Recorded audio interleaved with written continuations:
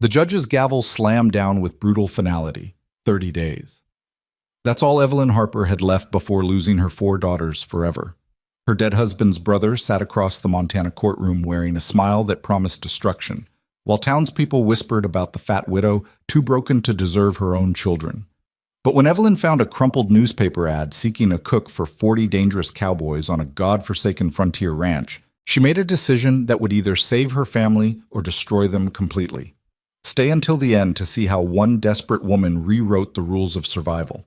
Drop a comment with your city so I can see how far this story travels. The Harlan County Courthouse smelled like old wood, stale tobacco, and other people's judgment. Evelyn Harper stood before Judge Calloway's bench with her spine straight and her hands folded, even though her heart hammered so hard she thought everyone in the gallery could hear it. Behind her, pressed against the courtroom's back wall, her 4 daughters watched their mother fight for their lives. 12-year-old Catherine held 9-year-old Margaret's hand. 7-year-old Ruth clutched her cloth doll so tight the seams were splitting. And little Anna, barely 5 years old, didn't understand why Mama looked so scared or why that angry man in the expensive suit kept saying terrible things. That angry man was Victor Harper, her dead husband's younger brother, and the person currently trying to take everything she had left. Your Honor, Victor's attorney stood with practiced confidence, his voice carrying across the packed courtroom like he was performing for an audience. Mrs. Harper has demonstrated neither the financial stability nor the emotional capacity to provide adequate care for these children. Since her husband's untimely death 6 months ago, she has failed to secure employment, failed to maintain suitable housing, and has relied entirely on charity and the rapidly depleting goodwill of this community. Evelyn's jaw tightened.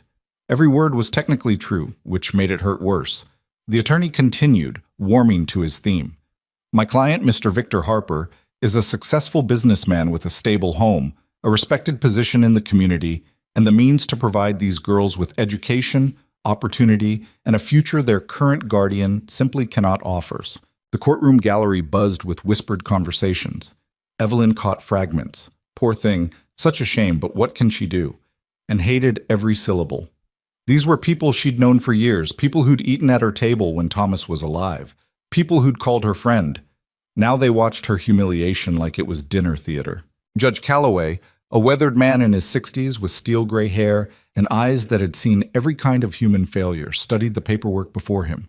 He'd presided over Harlan County for 23 years, and Evelyn suspected he'd already made his decision before anyone spoke a word.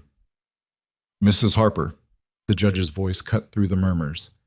Do you have legal representation? No, Your Honor. Her voice came out steady, which felt like a small victory. I couldn't afford... I see. He made a note. And do you have employment currently? Not at the moment, Your Honor, but I'm actively... Do you have permanent housing? Evelyn's throat tightened. I'm renting a room above Sanderson's laundry, Your Honor. It's small, but how small? She wanted to lie. The temptation was enormous, but lying to a judge seemed like the fastest way to lose everything. One room, Your Honor. The girls and I share it. More whispers rippled through the gallery. Evelyn kept her eyes forward, refusing to look at the faces she knew were filling with pity or contempt, or that particular mixture of both that made her want to scream. Victor Harper sat at the plaintiff's table, looking like a man who'd already won. He was 34, clean-shaven, dressed in a tailored suit that probably cost more than Evelyn spent on food in 3 months. He'd always resented his older brother Thomas for inheriting the family farm, always thought he deserved more. And now, with Thomas 6 feet under and Evelyn struggling to keep her head above water, Victor finally saw his chance. But it wasn't about the girls. Evelyn knew that. Victor had never shown interest in his nieces when Thomas was alive. Never visited, never sent birthday gifts, never acknowledged them except at obligatory family gatherings where he complained about children being underfoot. No, this was about the property, the farm Thomas had inherited. The land that would pass to the girls when they came of age, unless someone else became their legal guardian first. Victor wanted to control their inheritance, and Evelyn was the only thing standing in his way. Judge Calloway removed his spectacles and cleaned them slowly, a gesture Evelyn recognized as theatrical. He wanted everyone paying attention for what came next. Mrs. Harper, I'm going to be direct with you. He replaced his spectacles and met her eyes. Your situation is untenable. 5 people cannot reasonably live in a single room above a laundry. You have no income, no prospects, and by your own admission, you're surviving on charity that won't last forever. Evelyn's fingernails dug into her palms. Your Honor, if I could just explain. However, Judge Calloway continued, and that single word made Evelyn's breath catch. I'm not convinced that removing these children from their mother's care is in their best interest, provided that care can be adequately established. Victor's attorney stood immediately. Your Honor, my client has demonstrated— Sit down, Mr. Brennan. The judge's tone allowed no argument. The attorney sat. Judge Calloway leaned forward. Mrs. Harper, I'm going to give you 30 days. 30 days. The words hit like a physical blow. In 30 days, you will return to this courtroom and demonstrate that you have secured stable employment with sufficient income to support your family and that you have obtained suitable housing with adequate space for 5 people. If you can do that, I will dismiss this petition and custody will remain with you. And if she can't, Your Honor? Victor's voice dripped with false concern. Then custody will be transferred to Mr. Victor Harper, as petitioned. Judge Calloway's gavel came down. 30 days, Mrs. Harper. Don't waste them. The courtroom erupted in conversation. Evelyn stood frozen as people filed out around her, some casting sympathetic glances, others looking relieved the drama was over. Her daughters rushed forward, and she gathered them against her, holding tight while her mind raced. 30 days to find a job. 30 days to find a home. 30 days to save her family. Victor approached, his attorney trailing behind. He stopped just close enough that only Evelyn could hear his words. You're going to fail, he said quietly, his smile never reaching his eyes. And when you do, those girls will finally have the life Thomas should have given them, the life they deserve. They deserve their mother. Evelyn's voice shook with rage, not fear. They deserve stability, security, a future. Victor adjusted his cufflinks, a casual gesture that somehow felt obscene. You're drowning, Evelyn. Stop fighting and let someone who can actually help them take over. Get away from my mother. Catherine stepped forward, 12 years old and fierce as a wildcat. You don't care about us. You never did. Victor's mask slipped for just a moment, showing something cold underneath. Then he smiled again. 30 days, Evelyn. I'll see you back here when you've failed. He walked away, and Evelyn wanted to chase him down, wanted to scream that she would never fail her daughters, that she would burn the world down before letting him take them. But instead, she just held her girls closer and tried not to let them see how terrified she actually was. The room above Sanderson's laundry was exactly as bad as Evelyn had described in court. One room, maybe 15 feet square, with a single window that overlooked the alley behind the hardware store. 2 narrow beds pushed against opposite walls. Evelyn shared one with Anna, while Catherine, Margaret, and Ruth crowded into the other. Their possessions fit into 3 trunks and a battered carpet bag. Mrs. Sanderson, who owned the laundry, had been kind when Evelyn first arrived 6 months ago, freshly widowed and desperate. But kindness had limits, especially when rent came due and Evelyn had to ask for more time. Again. The landlady's sympathy was wearing thin, replaced by the hard reality of a woman running a business who couldn't afford charity cases forever. That night, after the girls had cried themselves into exhausted sleep, Evelyn sat on the floor between the beds with a candle burning low and a newspaper spread across her lap. She'd bought it with the last few coins in her purse, hoping the advertisement section might contain some miracle. Most of the job listings required skills she didn't have or experience she couldn't prove. Seamstress wanted, must demonstrate advanced technique. She could sew, but not at a professional level. Clerk position available, arithmetic skills essential. She could manage household accounts, but that wasn't the same as business bookkeeping. Governess sought for prominent family. References required. She had no references anymore. The prominent families who'd once socialized with her and Thomas now crossed the street to avoid her. Evelyn's eyes burned with fatigue, but she kept scanning the cramped text, searching for anything that might save them. And then she saw it. A small advertisement, barely 3 lines, tucked between a notice for farm equipment and an announcement about a church social. Cook wanted. Blackthorn Ranch, Silver Point Territory. Must feed 40 men. Room and board provided. Inquire by wire. Mercer, Silver Point.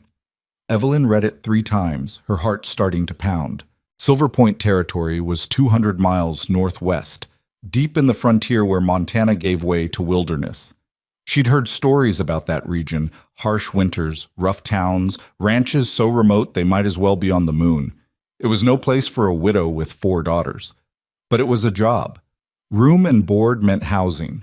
Feeding 40 men meant the pay would have to be substantial, and it was 200 miles away from Victor Harper.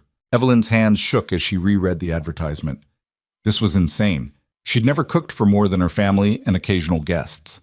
She knew nothing about ranch life, nothing about surviving in frontier territory, nothing about managing food for 40 men who probably expected 3 hot meals a day. But she knew how to cook. That was something. That was more than nothing. The candle flame wavered, throwing shadows across the newspaper. Evelyn thought about the judge's ultimatum. 30 days.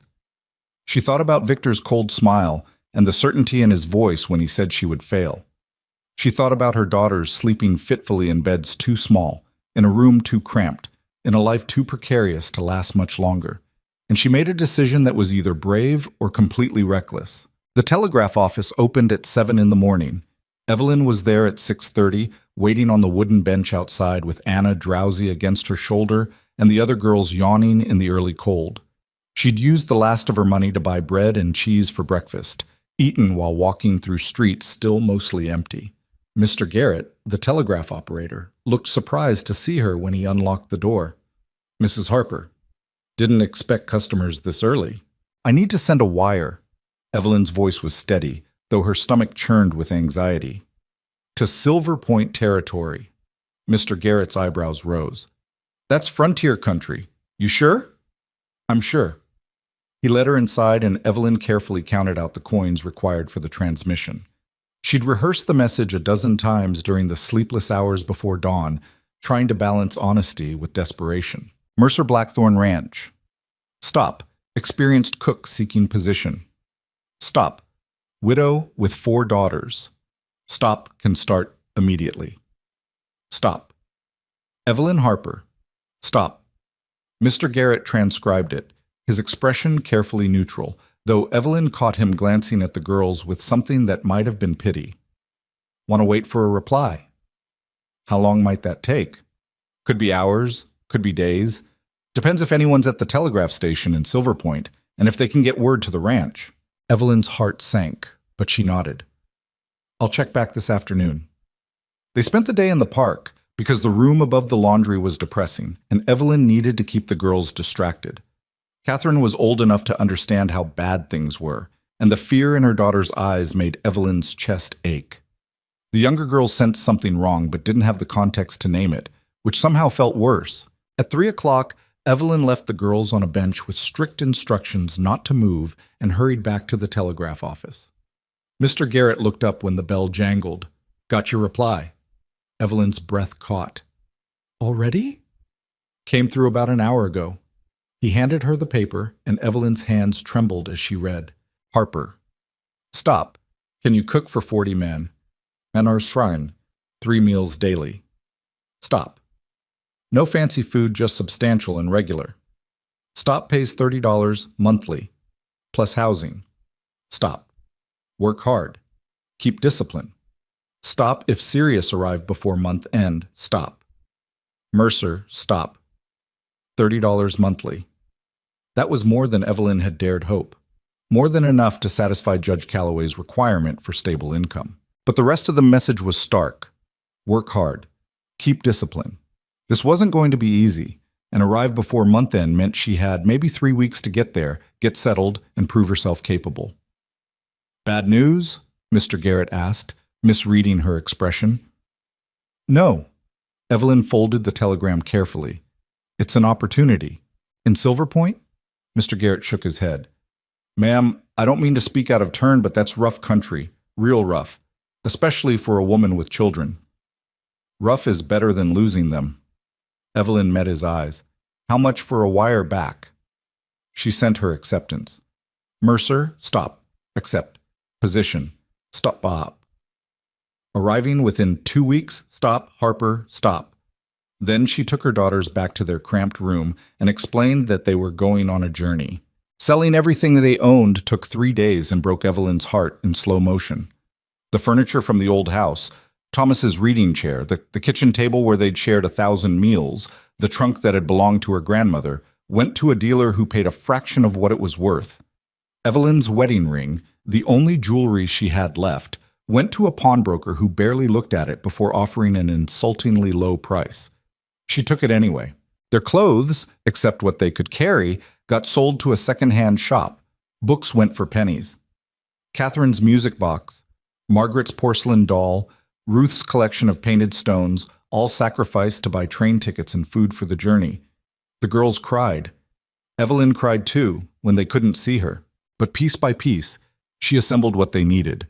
5 train tickets to Silver Point Station, the closest stop to Blackthorn Ranch. Enough food for several days of travel. Warm coats because winter was coming and frontier territories got brutal cold. And a little money left over for emergencies, though not much. Mrs. Sanderson actually cried when Evelyn told her they were leaving. Silver Point territory? The landlady looked stricken. Evelyn, that's the middle of nowhere. What if it's dangerous? It's a job. Evelyn finished packing the last trunk. It's a chance. But those men, ranch hands, are rough types, and you'll be the only woman for miles probably. I've survived worse than rough men. Evelyn thought about Victor's cold smile in the courtroom. And I've got 30 days to prove I can provide for my daughters.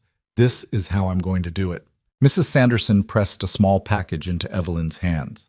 Take this. It's just some bread and preserves, but it'll help on the journey.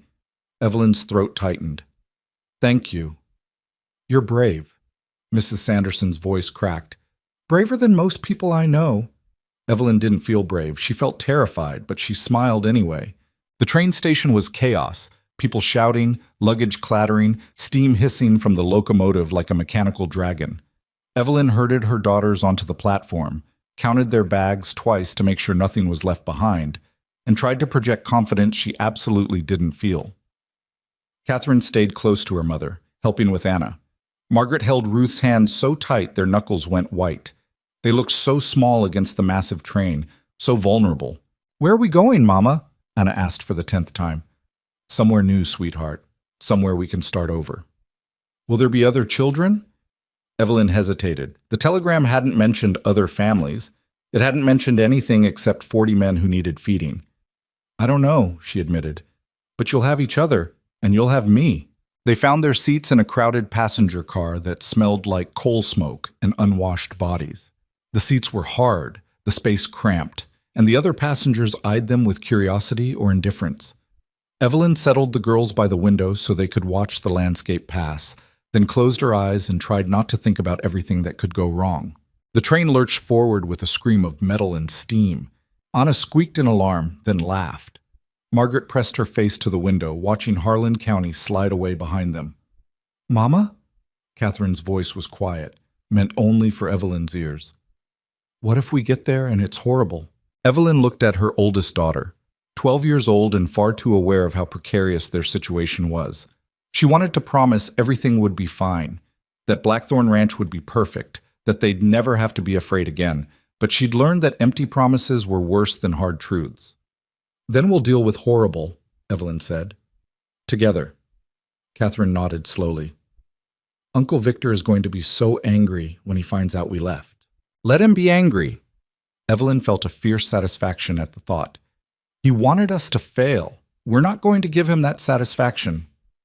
The train picked up speed, carrying them away from everything familiar, away from the courthouse where a judge gave them 30 days, away from the town that watched their humiliation with voyeuristic fascination, away from Victor Harper's cold certainty that Evelyn would crumble, toward something unknown and probably dangerous, but also toward possibility. The landscape outside the window shifted from town to farmland to forest. Hours passed. The girls slept fitfully, exhausted from anxiety and early mornings. Evelyn stayed awake, watching darkness fall across the countryside, wondering what kind of man Wade Mercer was and what kind of ranch required 40 workers, wondering if she'd just made the biggest mistake of her life, or if she'd just saved it. The journey took 4 days. They changed trains twice, each station smaller and rougher than the last. The passenger cars got progressively more primitive. By the 3rd day, they were riding in something barely more comfortable than a freight car, surrounded by miners, traders, and men whose eyes lingered too long on the widow and her daughters. Evelyn learned to return those stares with something hard and unyielding until the men looked away. She learned which cars to avoid, which conductors would help if trouble started, and how to make their dwindling food supplies stretch further than seemed possible. The girls grew quieter as the landscape changed. The neat farmlands gave way to rough wilderness, mountains that scraped the sky, forests so dense they looked impenetrable, rivers that roared with savage beauty. This was different from anything they'd known. This was frontier. On the fourth morning, the conductor announced, "Silver Point Station, next stop." Evelyn's stomach clenched. This was it. No turning back now. The station turned out to be barely more than a platform beside the tracks, with a small building that might generously be called a depot. Beyond it, a rough town sprawled across muddy streets, wooden buildings that looked like they'd been thrown together in a hurry, a saloon with broken windows, a general store with faded paint. This was Silver Point. This was civilization in frontier territory. It looked like the edge of the world. The train hissed to a stop, and Evelyn gathered her daughters. Their trunks got unloaded onto the platform, and then the train was pulling away, leaving them standing in the cold morning air with nowhere to go and no clear plan beyond get to Blackthorn Ranch somehow. "Mrs. Harper?" Evelyn turned. A man approached from the station building, 60 years old maybe, with a weathered face and clothes that marked him as someone who spent his life outdoors. He looked her up and down with an expression Evelyn couldn't quite read. "Yes?" "Name's Tucker. Mercer sent me to collect you." His eyes moved to the girls, then back to Evelyn. "This all of you?" "Yes," Tucker grunted. "Didn't mention daughters in the telegram." "I mentioned I was a widow with 4 daughters." Evelyn kept her voice level. "In my first message." "Mercer didn't mention it." Tucker scratched his jaw. "Might be a problem." Evelyn's heart sank. "A problem?" "Ranch ain't set up for children. It's 40 ranch hands, all men, rough types. Mercer's got his own kids, but they mostly stay out of the bunkhouse areas." "I'm here to cook," Evelyn said firmly. "Not to have my daughters wander freely. If Mr. Mercer has concerns, he can discuss them with me directly." Tucker studied her for a long moment, then shrugged. "Fair enough. Load up. Ranch is 2 hours by wagon." The wagon was basically a flatbed with boards for seats. Tucker helped load their trunks, then gestured for them to climb aboard. The girls scrambled up, and Evelyn followed, her back already aching from days on hard train seats. Tucker snapped the reins, and the horses started forward, pulling them away from Silver Point Station toward whatever waited at Blackthorn Ranch. The landscape grew increasingly wild. Trees pressed close to the rough trail. Mountains loomed in the distance, their peaks already white with early snow. The temperature dropped as they climbed, and Evelyn pulled Anna closer, trying to share warmth. "How long have you worked for Mr. Mercer?" she asked, more to break the silence than from real curiosity. 20 years. Tucker kept his eyes on the trail. "Since he started Blackthorn." "What's he like?" Tucker was quiet for so long Evelyn thought he wouldn't answer. Then, "Fair, tough. Don't suffer fools, expects people to work hard and mind their business." "And the ranch hands?" "Like I said, rough types." Tucker glanced back at the girls. "They ain't used to children, or women, except the occasional visit to town." A warning, Evelyn realized. Tucker was trying to prepare her for what she was walking into. "I can handle rough types," she said. Tucker's mouth might have twitched toward a smile. "We'll see." The trail wound through increasingly dense forest, then broke into a wide valley. And there, spread across the valley floor like something out of a frontier myth, was Blackthorn Ranch. It was enormous. The main house, a 2-story structure with a wraparound porch, sat at the valley's north end. Beyond it, a massive barn, several outbuildings, corrals filled with horses, and a long, low building that must be the bunkhouse. Smoke rose from multiple chimneys. Cattle dotted the distant fields. And everywhere men, working with horses, repairing fences, hauling supplies. 40 ranch hands, Tucker had said. It looked like an army. The wagon rolled toward the main house, and Evelyn's heart hammered. Several men stopped working to watch them approach, their expressions ranging from curious to hostile. Tucker pulled the wagon to a stop near the main house. "Wait here." He disappeared inside, leaving Evelyn and her daughters sitting in the cold morning air while ranch hands stared at them with open assessment. "Mama?" Margaret's voice was small. "I'm scared." I know, sweetheart. Evelyn squeezed her hand. But we're going to be fine. She hoped that wasn't a lie. The main house door opened and a man emerged. Wade Mercer was not what Evelyn expected. Tall, broad-shouldered, maybe 40 years old, with dark hair starting to gray at the temples. He wore work clothes like his men, but carried himself with unmistakable authority. His face was hard-lined, weathered by sun and wind, and his eyes, gray as winter sky, assessed Evelyn with the same careful scrutiny Tucker had used. Those eyes lingered on her for a moment longer than comfortable, taking in her worn dress, her obvious exhaustion, her weight that the town back home had whispered about. Then his gaze moved to her daughters. His expression didn't change, but Evelyn sensed disapproval. Mrs. Harper. His voice matched his appearance, rough, direct, no warmth. I'm Wade Mercer. We need to talk. Wade Mercer's office was sparse, a desk covered in ledgers, maps pinned to rough wooden walls, a stove throwing heat into the corner. He gestured to a chair, but Evelyn remained standing. Through the window, she could see Tucker leading her daughters toward what looked like a smaller building attached to the main house. Your telegram didn't mention children, Wade said without preamble. My first telegram mentioned I was a widow with 4 daughters. Evelyn kept her voice steady. Perhaps it wasn't relayed clearly. Wade's jaw tightened. It wasn't relayed at all. Then that's a failure of communication, not deception on my part. Evelyn refused to apologize for something that wasn't her fault. I was honest from the beginning. Honest doesn't change the situation. Wade leaned against his desk, arms crossed. This ranch isn't set up for children. 40 men live and work here. Rough men who curse, fight, and don't watch their behavior because there's never been a reason to. Then they'll learn to watch it now. Wade's eyebrows rose slightly. You think you can control 40 cowboys? I think I can control a kitchen. Evelyn met his gaze without flinching. What your men do outside my workspace isn't my concern, but inside it, they'll follow my rules or they won't eat. For the first time, something shifted in Wade's expression. Not quite amusement, but close. That's a bold claim for someone who just arrived. I didn't travel 200 miles to fail, Mr. Mercer. Evelyn's exhaustion made her blunt. I left everything behind to take this job. I have 30 days to prove I can provide for my daughters before a judge takes them away from me. So I'm going to cook for your men. I'm going to do it well, and my children are going to stay out of everyone's way. If that arrangement doesn't work for you, tell me now so I can figure out what to do next. Wade studied her in silence. Outside, someone shouted about a broken gate, and horses whinnied in the corral. The ranch operated around them, indifferent to their negotiation. The previous cook quit 2 months ago, Wade said finally. Got fed up with the men complaining about every meal, breaking dishes, starting fights in the kitchen. Since then, we've been rotating whoever loses at cards. Food's been terrible, tempers are worse, and I'm losing work time dealing with stupid arguments about burnt beans. So you need me, Evelyn said. I need someone. Wade pushed off from the desk. Question is whether you can actually do what you claim. Give me a week. Evelyn's heart pounded, but her voice stayed level.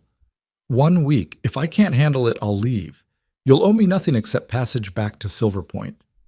Wade considered this. 1 week. But your daughters stay out of the bunkhouse areas. Keep them close. Keep them quiet. Most of these men haven't seen a child in years, and I won't have disruptions. Agreed. Kitchen's attached to the dining hall. You'll have it to yourself. No one goes in there except to eat or on your orders. Meals are sunrise, noon, and sunset. Miss any of those, and the men will riot. Wade moved toward the door, then paused. Fair warning, Mrs. Harper. These men have been doing things their way for months. They're not going to like someone coming in and changing the rules. They'll adapt, Evelyn said, or they'll go hungry. Wade almost smiled. Almost.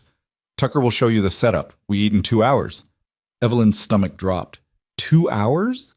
Noon meal. You said you could handle it. Wade opened the door. Better get started. The kitchen was a disaster. Tucker led Evelyn through a side door of the dining hall, a huge room with long tables and benches that could easily seat 50 men, and into an attached structure that made her want to cry or scream or both. Dishes were piled in a sink that hadn't been cleaned in days, maybe weeks. The floor was sticky with spilled food and tracked-in mud. The massive iron stove dominated one wall, its surface covered in burnt residue and grease. Pots and pans hung haphazardly from hooks, most of them crusted with dried food. A pantry door stood open, revealing shelves in complete chaos. Flour spilled across canisters, dried beans mixed with rice, nothing labeled or organized. It smelled like failure and neglect. "This is where you'll work," Tucker said, his tone carefully neutral. Evelyn stepped inside and her boots stuck to the floor. She looked at the disaster surrounding her and felt the weight of an impossible task settling on her shoulders. Then she thought about Judge Calloway's courtroom, about Victor Harper's smug certainty that she would fail, about her daughters watching her with hope and fear in equal measure. She rolled up her sleeves. "Where do they store the cleaning supplies?" she asked. Tucker blinked. "You're going to clean first?" "Can't cook in filth." Evelyn started gathering the least disgusting pots. "The girls can help. We've got 2 hours. That's enough to make it functional." "You're serious?" "Do I look like I'm joking?" Evelyn met his eyes.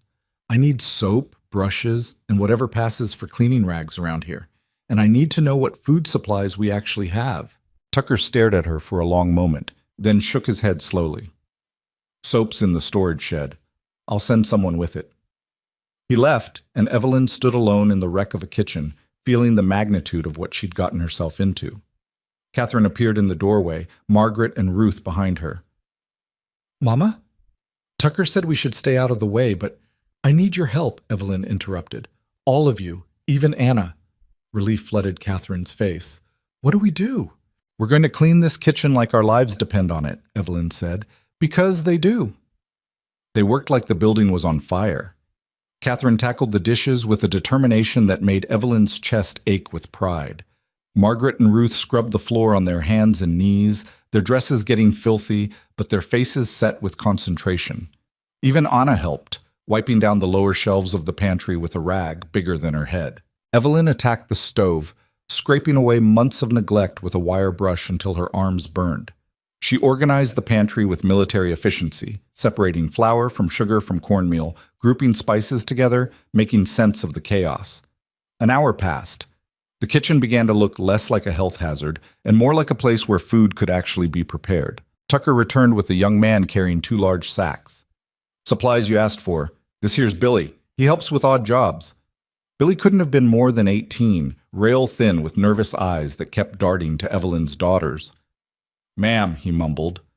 "Thank you, Billy." Evelyn took the sacks. "Do you know what meat we have available?" Billy looked panicked. "There's beef?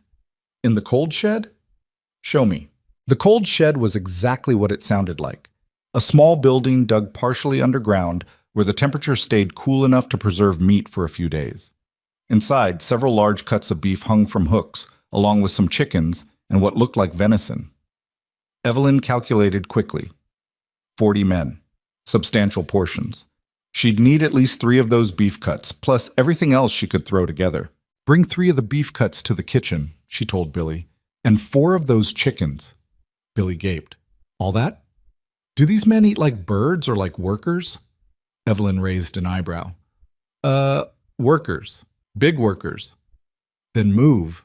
Back in the kitchen, with 30 minutes left before the meal, Evelyn assembled ingredients with the practiced efficiency of someone who'd spent 20 years feeding a family on limited resources.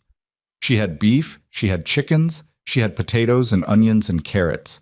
She had flour and lard for biscuits. It wouldn't be fancy, it would barely be good, but it would be hot, substantial, and on time. Catherine worked beside her mother without being asked, peeling potatoes at a speed that surprised Evelyn.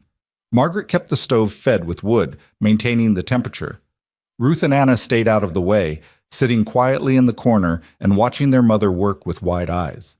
The beef went into the largest pot Evelyn could find, cut into chunks and seared quickly before she added water, onions, and carrots for a rough stew. The chickens got roasted in the oven section of the massive stove. Potatoes boiled in another pot. Biscuits, made with more hope than technique, went into the oven alongside the chickens. It was chaos. It was desperate. It was completely insane. But 15 minutes before noon, the kitchen smelled like food instead of rot, and Evelyn had 4 huge pots of stew ready to serve. Tucker appeared in the doorway. "They're coming."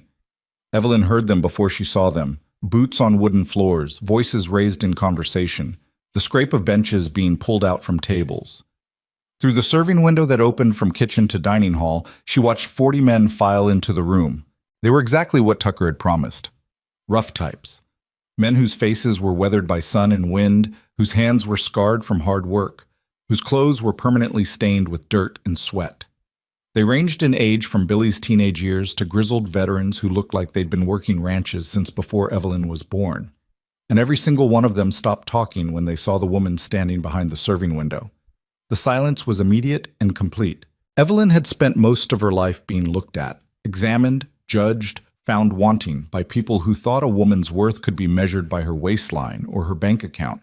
She'd learned to read men's faces, to see contempt disguised as concern, to recognize the particular cruelty of people who enjoyed watching others fail. These men weren't disguising anything. Their skepticism was written plainly across their faces. Wade Mercer entered last, taking a seat at the head of the main table. He looked at Evelyn through the serving window, his expression unreadable. "Gentlemen," Wade's voice cut through the silence. "This is Mrs. Harper. She's your new cook. Treat her with respect or answer to me." A few men exchanged glances. One of them, a huge bear of a man with a black beard, laughed. "That little woman's going to feed all of us?" "That little woman can hear you," Evelyn said sharply, and the room went silent again. She met the bearded man's eyes. "And yes, I'm going to feed you. Question is whether you're going to eat politely or whether I'm going to have to teach 40 grown men table manners." Someone in the back snorted with surprised laughter. The bearded man's face flushed red, but he didn't respond. "Stew, roasted chicken, potatoes, and biscuits," Evelyn announced. "If you want seconds, you'll bring your bowl to the window and ask nicely. If you complain about the food, you'll cook it yourself tomorrow. If you break anything in my kitchen, you'll replace it out of your own pay. Are we clear?" The men stared at her like she'd grown a second head. Wade leaned back in his chair, and Evelyn could swear she saw amusement in his eyes. "You heard her. Line up." They lined up. 40 men shuffling forward like schoolboys, holding out bowls that Evelyn filled with generous portions of stew. Catherine helped serve the biscuits, her hands shaking slightly but her face determined. The men took their food and returned to the tables, still mostly silent, still watching Evelyn like they couldn't quite believe what was happening. The bearded man reached the window last. He held out his bowl without meeting Evelyn's eyes. "What's your name?" Evelyn asked as she ladled stew. "Frank." His voice was grudging. "Well, Frank, enjoy your meal." Evelyn handed him the bowl. "And next time you want to comment on my size, do it where I can't hear you. Saves us both the embarrassment." Frank's face went from red to purple. He opened his mouth, closed it, then stomped back to his table without another word. Catherine looked at her mother with something close to awe. "Mama—" "Not now, sweetheart." Evelyn's hands were shaking from adrenaline, but she kept her voice steady. "Let's see if they actually eat it." They ate it. Evelyn watched through the serving window as 40 men worked through their meals. Some ate quickly, mechanically, like fuel was fuel and taste didn't matter. Others ate more slowly, and Evelyn saw surprise register on a few faces when the food turned out to be decent. The stew was simple but well seasoned. The chicken was cooked through without being dry. The potatoes were soft and the biscuits, while not pretty, were edible. It wasn't great, but it was better than whatever they'd been eating for the past 2 months. Men started coming back for seconds, then thirds. The huge pots Evelyn had prepared emptied faster than she'd expected, and she found herself scrambling to cut more biscuits, to stretch what remained of the stew. Frank came back for seconds without being prompted. He held out his bowl, still not meeting Evelyn's eyes. "Please," he muttered. "What was that?" Evelyn cupped her ear theatrically. "Please." Louder this time, and tinged with resentment. Evelyn filled his bowl. "You're welcome, Frank." By the end of the meal, every pot was empty, every biscuit gone. The men filed out slowly, some nodding awkwardly to Evelyn as they passed the serving window, others still looking skeptical, but at least not openly hostile. Wade was the last to leave. He stopped at the window, studying Evelyn with those winter-gray eyes. "Not bad," he said. Coming from Wade Mercer, Evelyn suspected that was high praise. "I'll do better at dinner," she replied. "I believe you." Wade glanced at Catherine, who was already starting to gather dishes. "Your daughter works hard." "All my daughters do." Wade nodded once, then left. Evelyn sagged against the counter, exhaustion hitting her like a physical blow. Her feet ached, her back screamed, and her hands were raw from scrubbing and cooking. But she'd done it. First meal, 40 men, no disasters. "Mama?" Catherine's voice was soft. "You were amazing." Evelyn laughed, and it came out slightly hysterical. "I was terrified. You didn't show it." "Good." Evelyn straightened up. "Because we're doing it 2 more times today." The afternoon stretched into evening. Evelyn and her daughters cleaned the aftermath of the noon meal, then started preparing for dinner. The routine began to take shape: organize ingredients, plan the meal, prep everything that could be prepped early, then execute when the time came. Dinner was beef roast with root vegetables and cornbread. The men ate it without complaint, and a few actually thanked Evelyn when they brought their bowls back for seconds. Small victories. That night, Tucker showed them to their living quarters, a small cabin behind the main house, originally used for storage. It had 2 rooms, a functioning stove, and beds that weren't elegant but were clean and solid. Compared to the single room above the laundry, it felt like luxury. The girls collapsed into bed without argument, exhausted from the day's work. Evelyn sat by the stove, letting the heat soak into her aching muscles, and allowed herself to feel something close to hope. She'd survived day 1. The next morning, Evelyn woke before dawn and discovered that surviving day 1 didn't mean anything if she couldn't survive day 2. The kitchen was cold, the stove unlit. She built the fire from scratch, her fingers clumsy with sleep and cold. By the time the stove was hot enough to cook on, she had less than an hour before 40 hungry men would expect breakfast. She made coffee first, strong enough to strip paint, the way Thomas had always liked it, and started on flapjacks. Dozens and dozens of flapjacks, cooked in batches on the massive griddle surface. Bacon went into a skillet, eggs into another. Catherine stumbled in halfway through, still half asleep. "What can I do?" "Coffee," Evelyn said without looking up from the griddle. "Make sure it doesn't run out." The men arrived, and this time there was less silence, more conversation. They were getting used to her presence. Some even smiled when she served their breakfast. But not all of them.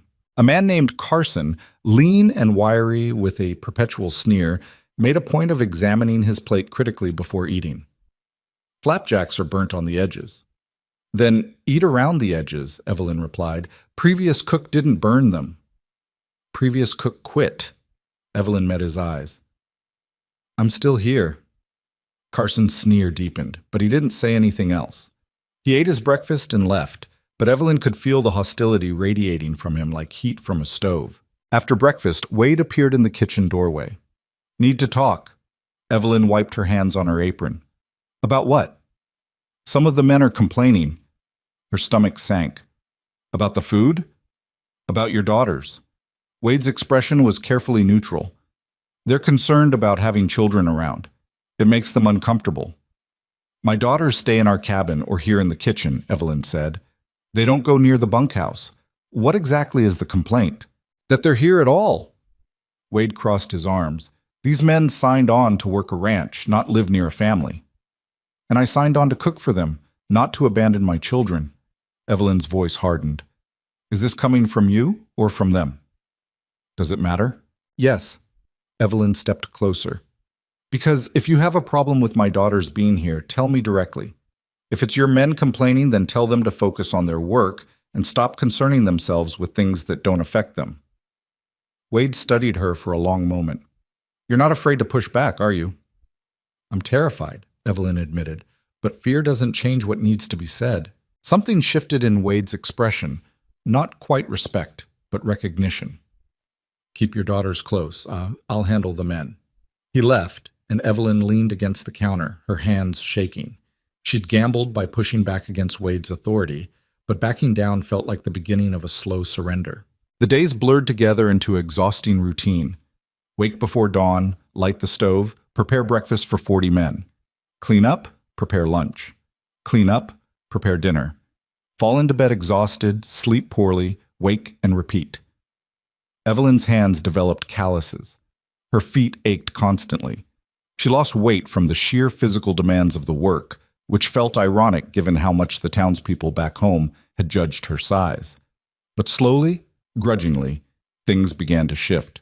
The food improved as Evelyn learned what supplies were available and how to use the massive stove efficiently.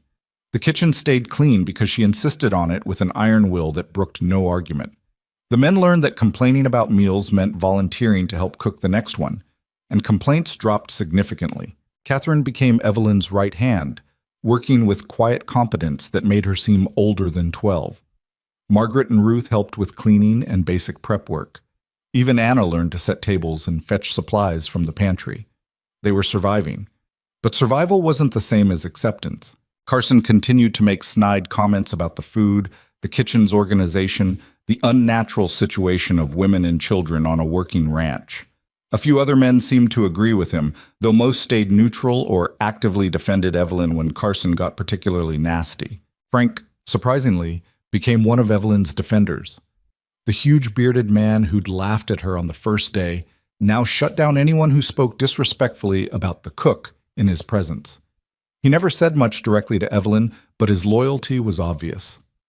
2 weeks after their arrival, disaster struck during the noon meal. Evelyn was serving stew when she heard raised voices in the dining hall. Through the serving window, she saw Carson standing at his table, his face red with anger, pointing at his bowl. "This is garbage," he shouted.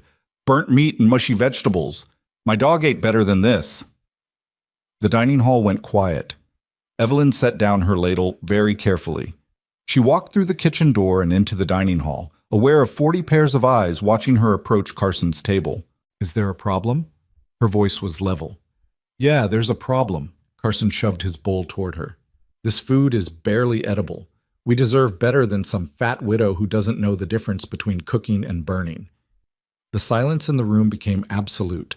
Evelyn looked at the bowl. The stew was fine. The same stew every other man was eating without complaint. This wasn't about food quality.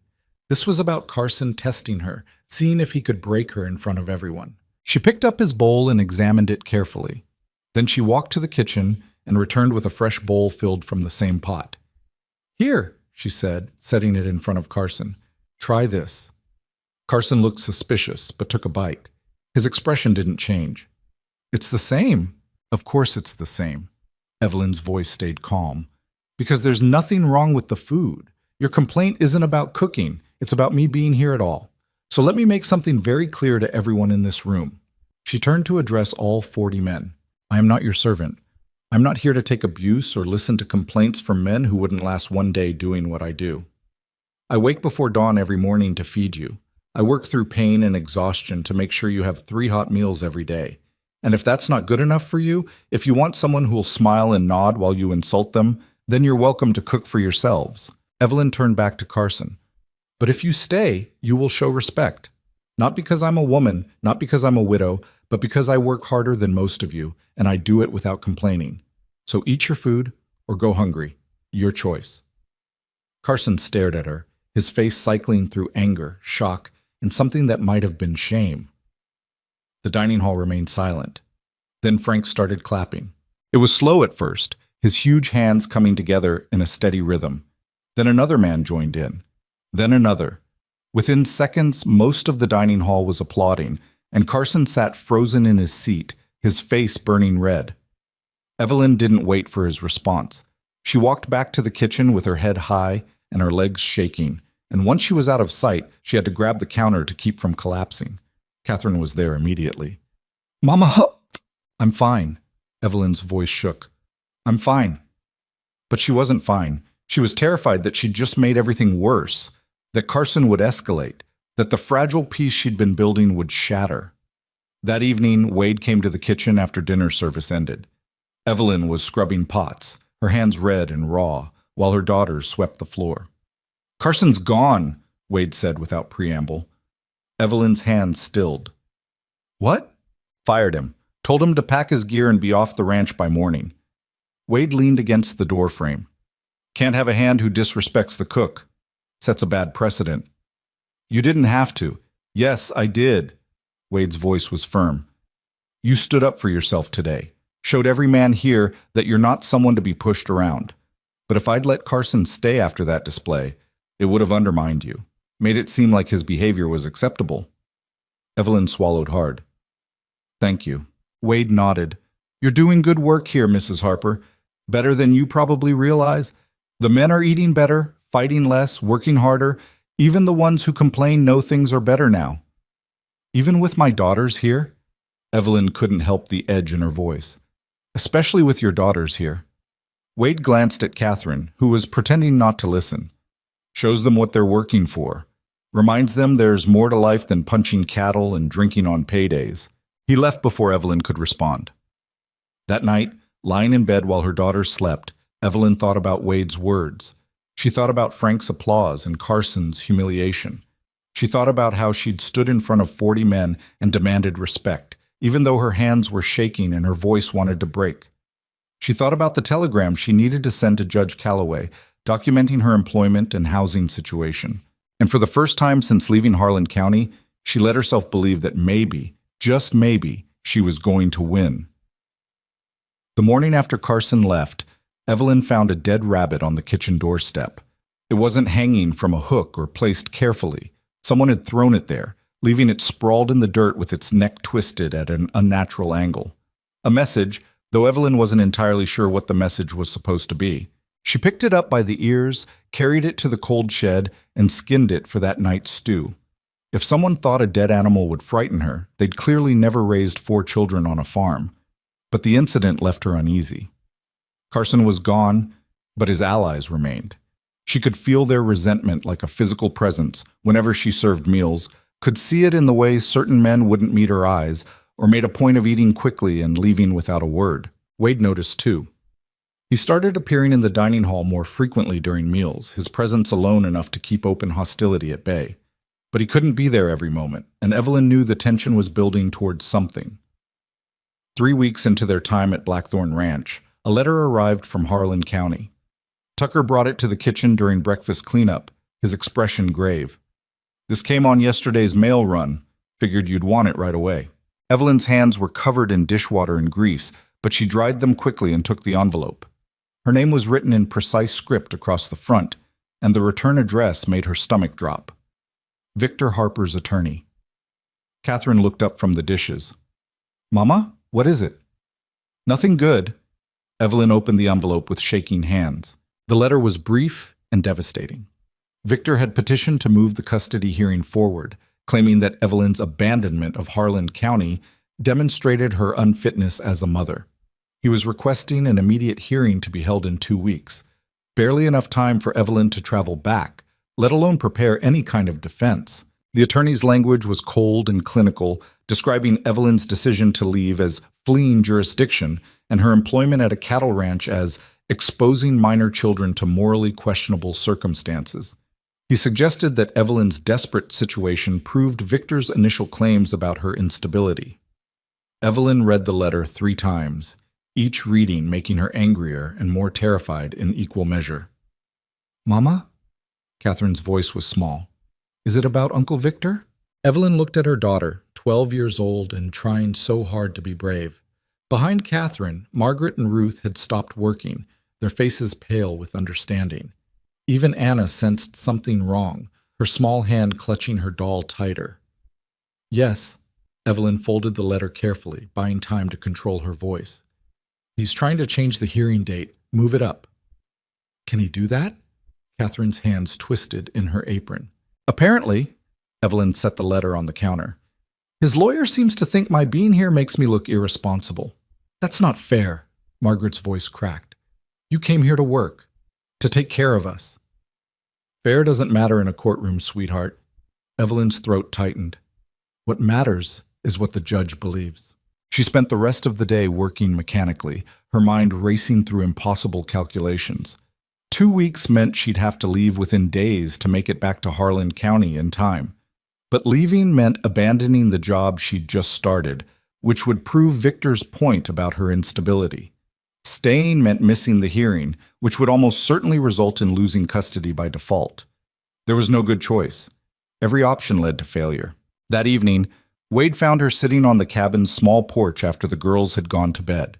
She hadn't heard him approach, and his voice made her jump. You're upset. It wasn't a question. Evelyn considered lying, then decided she was too tired. I got a letter today from my brother-in-law's attorney. Wade settled onto the porch steps, leaving space between them. Bad news? He's trying to move the custody hearing up. Wants it held in 2 weeks instead of the original date. Evelyn stared at the dark mountains in the distance. Says my being here proves I'm unfit. That's ridiculous. That's lawyers.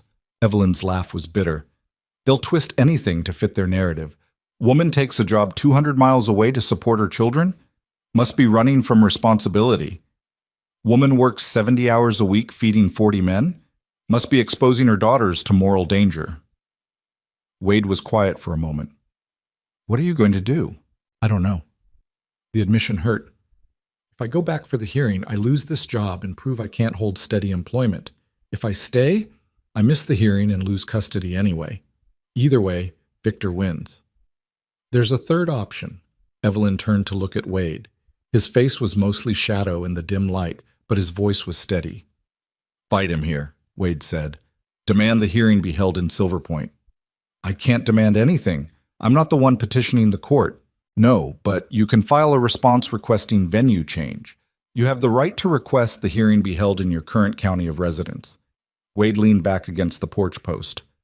My wife was a lawyer before she died. I remember some things about how courts work. Evelyn's breath caught. Wade never mentioned his wife, never spoke about the past. The information felt significant, though she wasn't sure why. A venue change would take time, she said slowly. Time Victor doesn't want me to have. Exactly. And it would force him to either accept the delay or explain to a judge why he's trying to rush things. Wade's voice held something sharp. Might make the court wonder what he's really after. Evelyn turned the idea over in her mind. It was risky. Judges didn't always grant venue changes, especially when one party claimed urgency. But it was better than the impossible choice she'd been facing. I'd need to file the response quickly, she said. Tucker can take you to Silver Point tomorrow. Telegraph office can send the documents to Harlan County Courthouse. Wade stood. I'll cover your absence from the kitchen. The men can survive my cooking for 1 day. Why are you helping me? The question escaped before Evelyn could stop it. Wade paused at the edge of the porch. Because you're good at your job. Because my men eat better and fight less since you arrived. Because your daughters work hard and don't cause trouble. He looked back at her. And because whatever Victor Harper's trying to do, it smells wrong. I don't like wrong. He left and Evelyn sat alone on the porch, feeling the weight of gratitude mixing with the constant fear that had become her companion. The trip to Silver Point took most of the next day. Tucker drove the wagon while Evelyn sat beside him, her carefully drafted response folded in her pocket. She'd worked on it until nearly midnight, trying to sound legal and competent while explaining why moving the hearing to Silver Point was reasonable. The town looked different in daylight, still rough, still clearly frontier, but more alive. People moved through the muddy streets with purpose, and several buildings Evelyn hadn't noticed during their arrival turned out to be businesses. A hotel, a general store, a blacksmith, a saloon that looked slightly less disreputable in daylight, and a telegraph office that also served as the town's connection to the legal system in larger settlements. The operator was a thin man named Prescott, who looked at Evelyn's documents with the expression of someone who'd seen everything twice and wasn't impressed by any of it. Venue change request, he read aloud. Custody hearing. You're the Harper woman from Blackthorn Ranch? Yes. Evelyn kept her voice steady. Heard about you. Prescott adjusted his spectacles. Heard you put Frank in his place first day. That true? I served him stew and asked him to be polite. Prescott's mouth twitched. Frank don't do polite. Fact that he's doing it now is notable. He stamped her documents. This'll go out on today's wire. Response time depends on how busy the courthouse is. Could be days, could be weeks. I don't have weeks. Then you better hope they're not busy. Prescott handed her a receipt. That'll be $2 for transmission and filing. Evelyn paid, trying not to wince at how the cost ate into her small savings. Every dollar mattered now, every cent carefully allocated. Tucker was waiting with the wagon when she emerged. Get it sent? Yes? Evelyn climbed up beside him. Now I wait. Waiting's harder than doing sometimes. Yes, it is. They rode in silence for a while, the wagon rattling over rough roads. Then Tucker spoke again, his voice careful. Mercer's a good man. Doesn't show it much, but it's there. Lost his wife 5 years ago. Cancer. Left him with 2 kids and a ranch to run alone. Made him hard, but not mean. There's a difference. Evelyn absorbed this information, understanding that Tucker was telling her something important. He mentioned his wife was a lawyer. Sarah, smart as hell, and twice as stubborn. Tucker smiled slightly. She'd have liked you. Would have appreciated someone willing to stand up to 40 cowboys without blinking. I blinked plenty, just did it where they couldn't see. Tucker laughed, a sound that seemed surprised out of him. Might be that's the definition of brave. When they returned to Blackthorn Ranch, Evelyn found the kitchen in chaos. Wade had attempted to cook lunch, and the results were catastrophic. Burned meat, undercooked potatoes, and what might have been biscuits but looked more like rocks. The men were eating it anyway, their faces carefully neutral, though Evelyn caught several miserable glances toward the kitchen. I tried, Wade said defensively when Evelyn appeared in the doorway. I can see that. Evelyn surveyed the damage. How many men got food poisoning? None. Yet. Wade's jaw tightened. I can run a ranch, can't run a kitchen, apparently.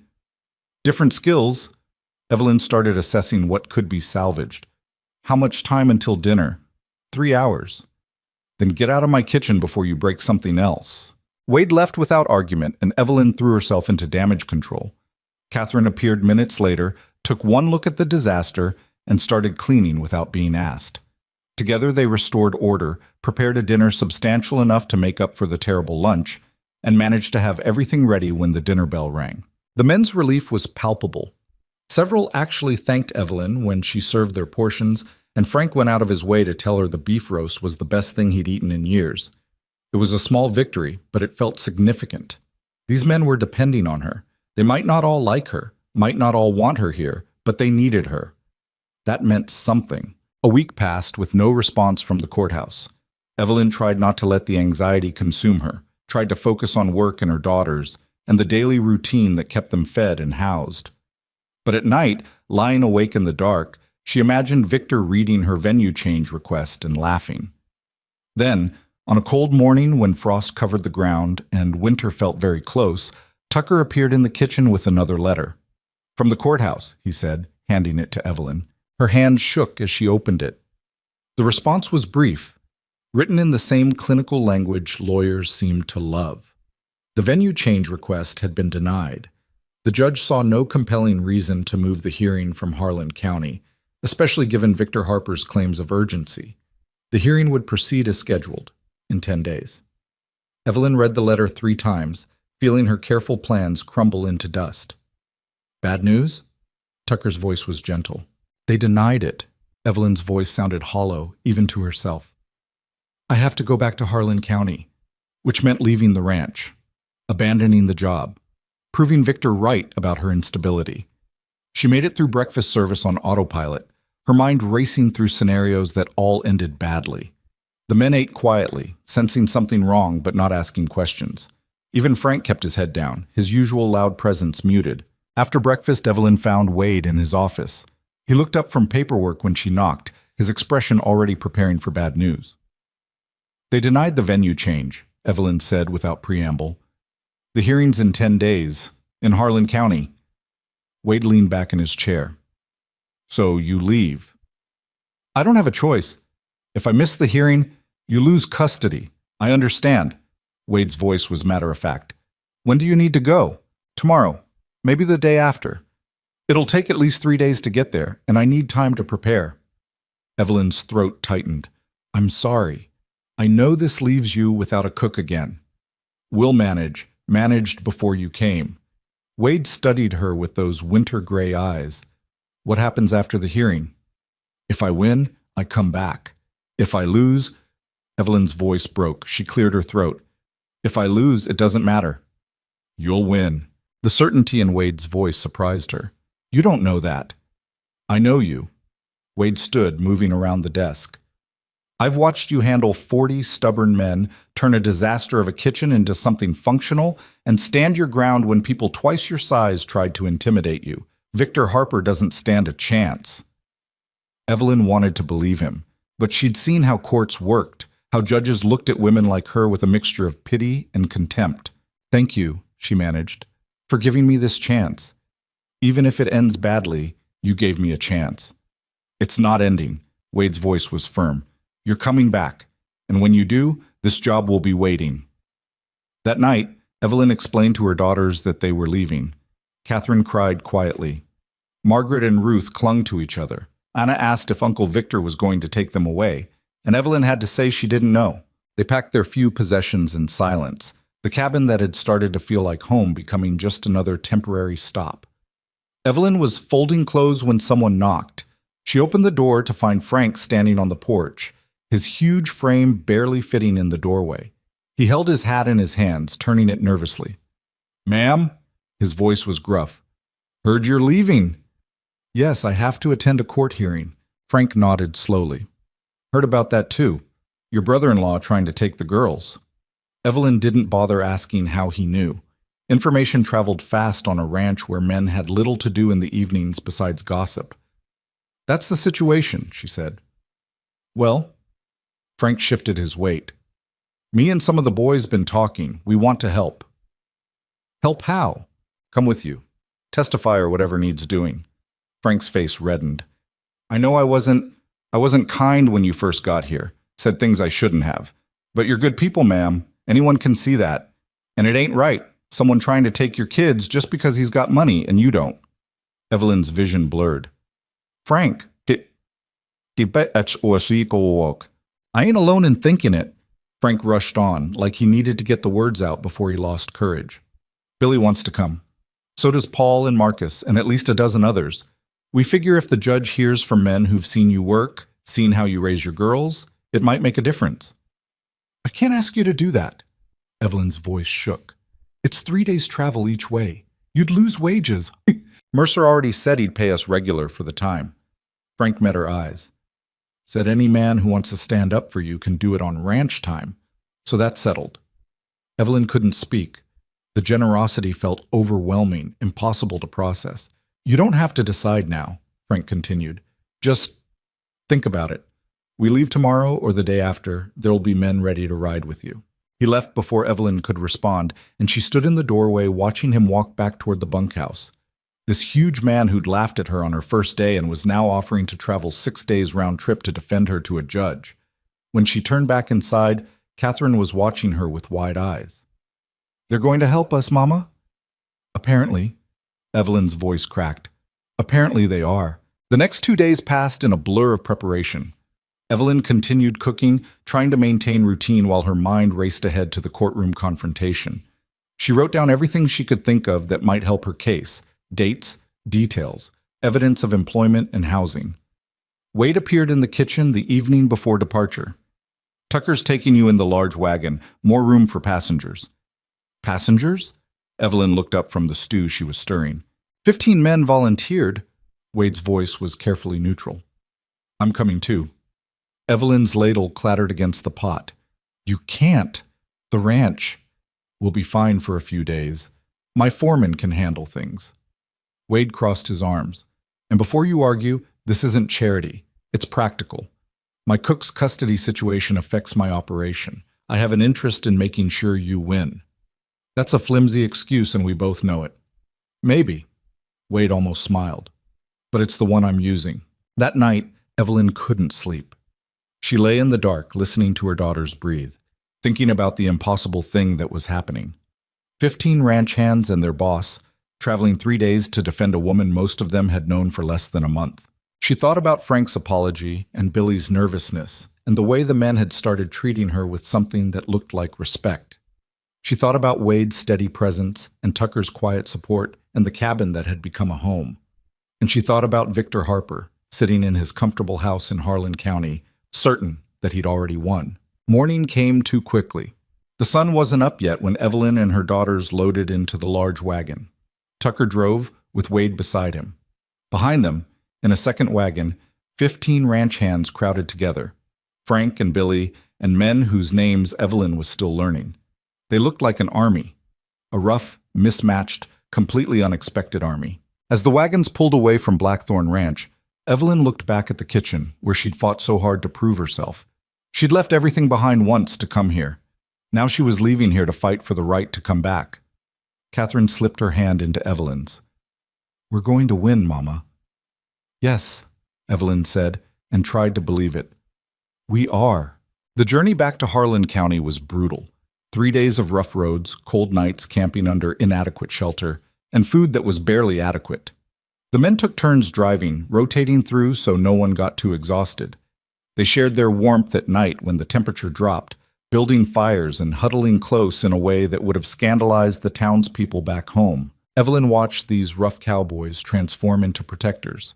They made sure her daughters stayed warm, shared their food without complaint, and maintained a respectful distance that showed they understood the delicacy of the situation. On the second night, camped beside a frozen stream, Frank approached Evelyn where she sat trying to keep Anna warm. "Been thinking about what to say to the judge," he said without preamble. "You don't have to testify, Frank. Just being there is enough."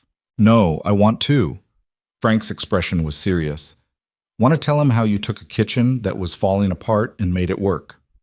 How you feed 40 men 3 times a day without missing once. How your girls work harder than most grown men I know." He paused. "Want to tell him I was wrong about you. That I judged you on sight and you proved me wrong every single day." Evelyn's throat tightened. "That means more than you know." "You gave us our dignity back, ma'am." Frank's voice was gruff. "Made us feel like men instead of just hands. Least we can do is return the favor."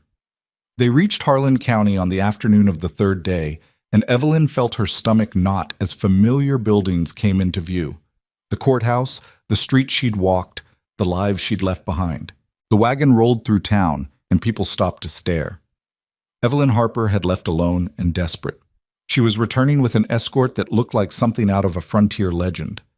Wade had secured rooms at the hotel, separate accommodations, properly respectable. The men scattered to clean up and prepare for the next day's hearing. Evelyn helped her daughters settle in their room, then stood at the window looking at the town that had watched her humiliation with such satisfaction. Tomorrow, they would watch something very different. A knock at the door made her turn. Wade stood in the hallway, looking uncomfortable in clothes slightly cleaner than his usual work attire. "The hearing's at 9. His voice was all business. "I spoke with a lawyer friend in town. He's agreed to help present your case, no charge." "Wade." "His name is Mitchell. He's good. Honest." Wade's jaw tightened. "Victor Harper's going to come at you hard tomorrow. You need someone who knows how to fight back legally." Evelyn nodded, too overwhelmed to argue. "One more thing." Wade reached into his pocket and pulled out an envelope. "This is a formal letter from me, as your employer, documenting your wages, housing, and work performance. Mitchell says it'll help." Evelyn took the envelope with shaking hands. "Why are you doing all this?" Wade was quiet for a long moment. "Because Sarah would have." He met her eyes. "My wife. She spent her career fighting for people who couldn't fight for themselves. She'd have liked you, and she would have wanted me to help." He left before Evelyn could respond, and she stood holding the envelope, feeling the weight of everything that would be decided tomorrow. That night, Evelyn dreamed of courtrooms and cold voices and children crying. She woke before dawn, her heart racing, and found Catherine already awake in the bed beside her. "I'm scared, Mama," Catherine whispered. "Me too, sweetheart." Evelyn pulled her daughter close. "But we're not facing it alone this time." Morning came, and with it, the weight of Judgment Day. The Harlan County Courthouse looked exactly as Evelyn remembered.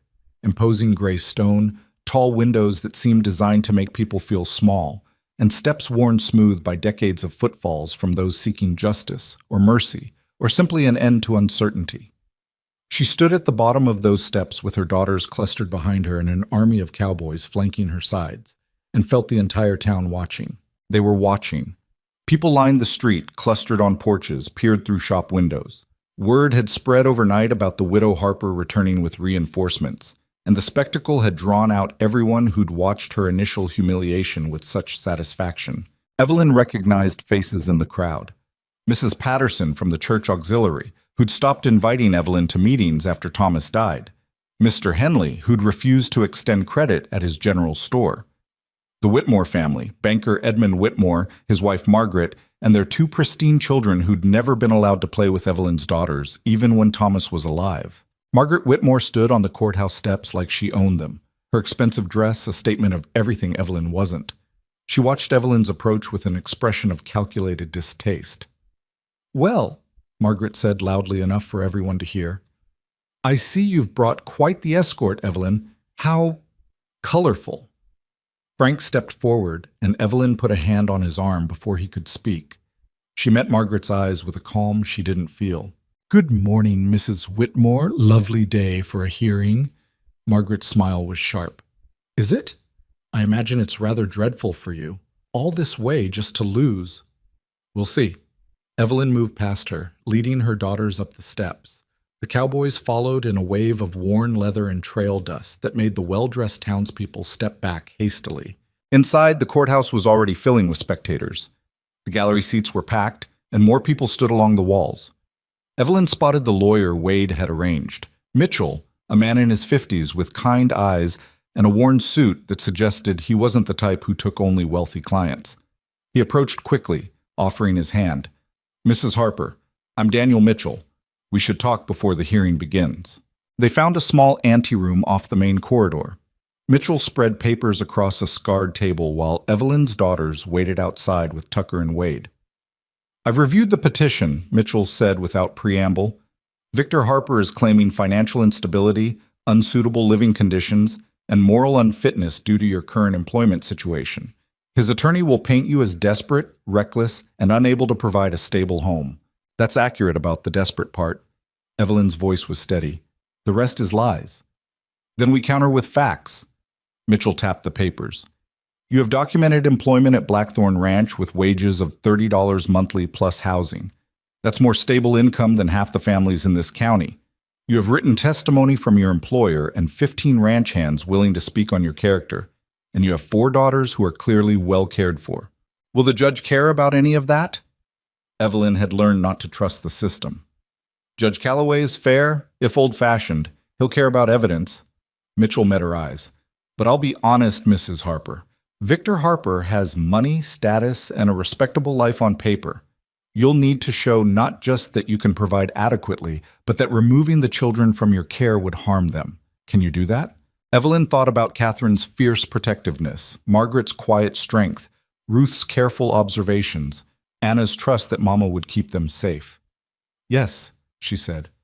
I can do that. The courtroom filled quickly. Evelyn took her seat at the defendant's table with Mitchell beside her, while her daughters sat in the front row of the gallery directly behind her.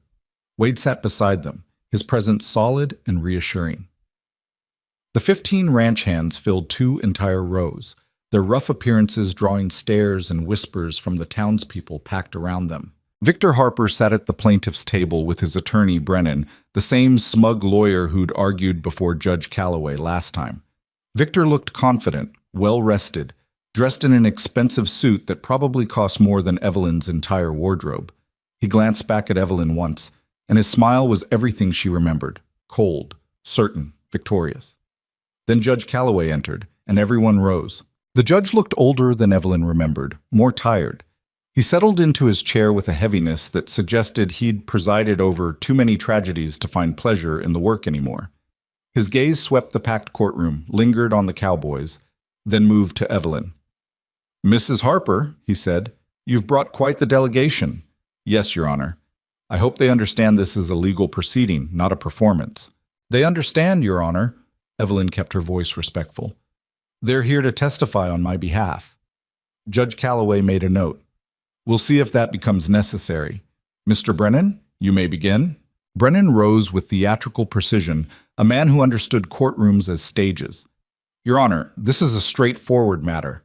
Mr. Victor Harper seeks custody of his 4 nieces because their mother has demonstrated a clear pattern of instability and poor judgment. Since this court's initial hearing 30 days ago, Mrs. Harper has abandoned her residence in Harlan County, traveled 200 miles to accept employment in a frontier territory known for violence and lawlessness, and established residence on a cattle ranch, where she and her young daughters are the only females among 40 rough men. Murmurs rippled through the gallery.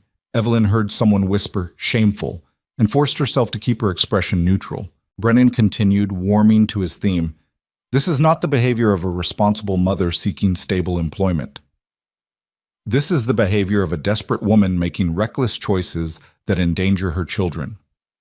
Mr. Harper offers these girls a proper home, education, and social standing. Mrs. Harper offers them a cabin on a ranch in the wilderness. surrounded by men of questionable character and no appropriate female influence. He went on for 10 more minutes, painting Evelyn as careless at best and morally corrupt at worst. She listened to her choices twisted into evidence of failure, her courage reframed as recklessness, her determination portrayed as instability. When Brennan finally sat down, looking satisfied, Mitchell rose. Your Honor, my client doesn't dispute that she left Harlan County. She did so to accept legitimate employment with documented wages and housing, the exact stability this court required. Mr. Brennan characterizes this as abandonment. I characterize it as meeting the court's conditions under difficult circumstances. Mitchell moved smoothly, his voice less theatrical than Brennan's but more genuine. Mrs. Harper has provided this court with written documentation from her employer, Wade Mercer, owner of Blackthorn Ranch. The letter confirms her employment, her wages of $30 monthly, and her provision of housing suitable for 5 people. She has also brought 15 character witnesses who can speak to her competence and dedication. 15 witnesses seems excessive, Judge Calloway observed. Perhaps, Your Honor, but Mr. Brennan has made serious claims about the character of the men Mrs. Harper works among. These witnesses can address those claims directly. Judge Calloway considered this. I'll hear from a representative sample. 3 witnesses for each side should suffice. Brennan stood immediately. Your Honor, the petitioner calls Mrs. Margaret Whitmore to testify regarding the respondent's character and standing in the community. Margaret Whitmore rose from the gallery and walked to the witness stand like she was entering a ballroom. She placed her hand on the Bible, swore to tell the truth, and settled into the chair with practiced elegance. Brennan approached with deference. Mrs. Whitmore, how long have you known Mrs. Harper? Nearly 15 years, since she married Thomas Harper. And what was your observation of her during that time? Margaret's expression suggested she was reluctant to speak ill, but compelled by duty.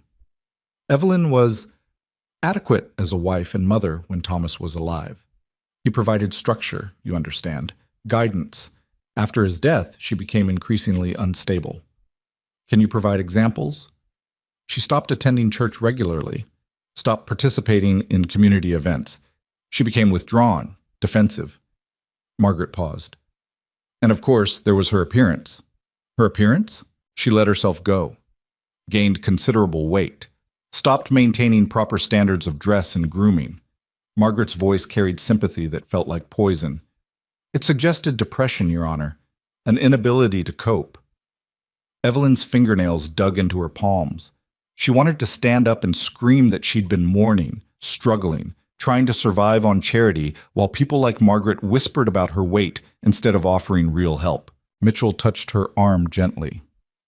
Stay calm. Brennan continued. And when she left town with her daughters, what was the community's reaction? Shock. Concern. Margaret looked directly at Judge Calloway. We worried she'd done something rash, desperate. It seemed to confirm our fears about her mental state. Thank you, Mrs. Whitmore. Brennan sat down. Mitchell stood for cross-examination.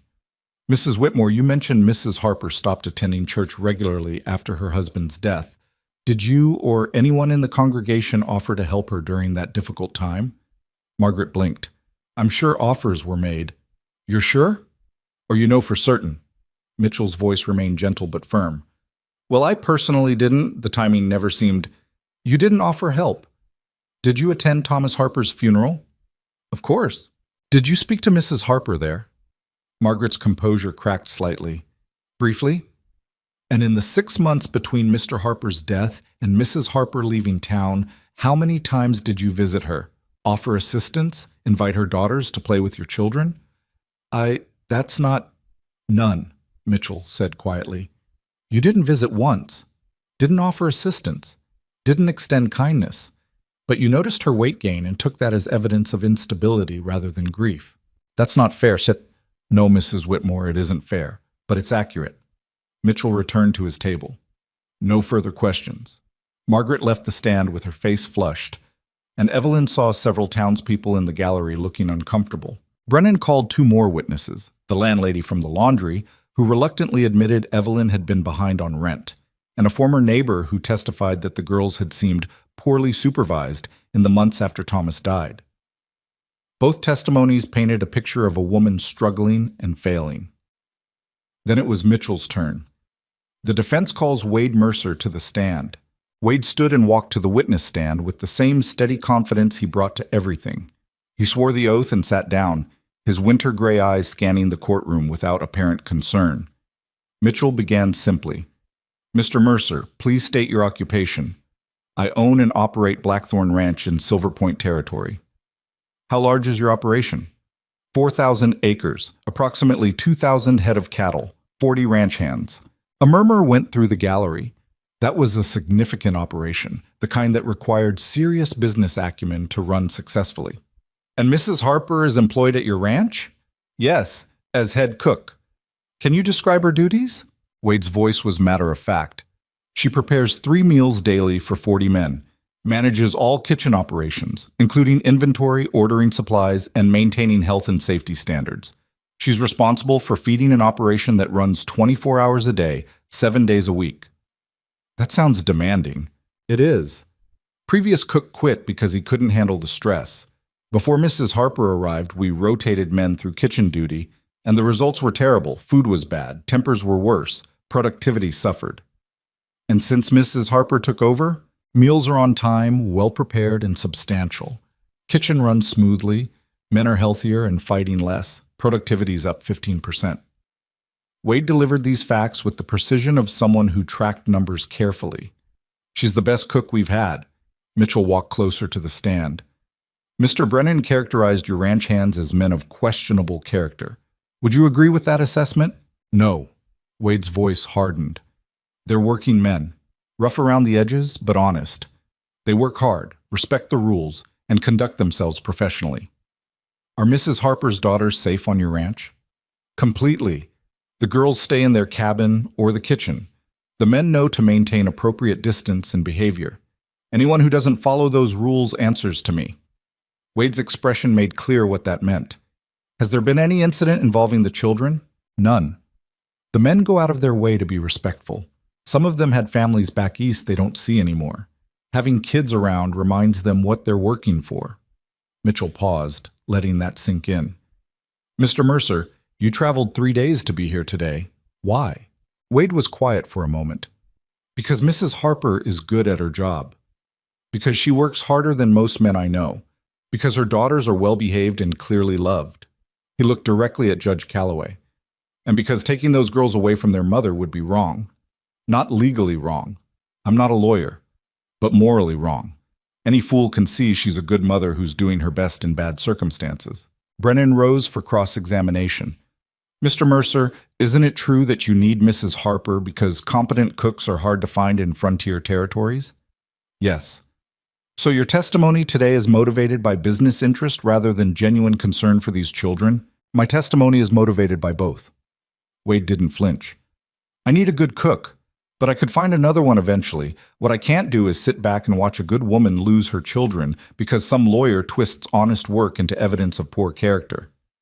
You admit Mrs. Harper lives among 40 men.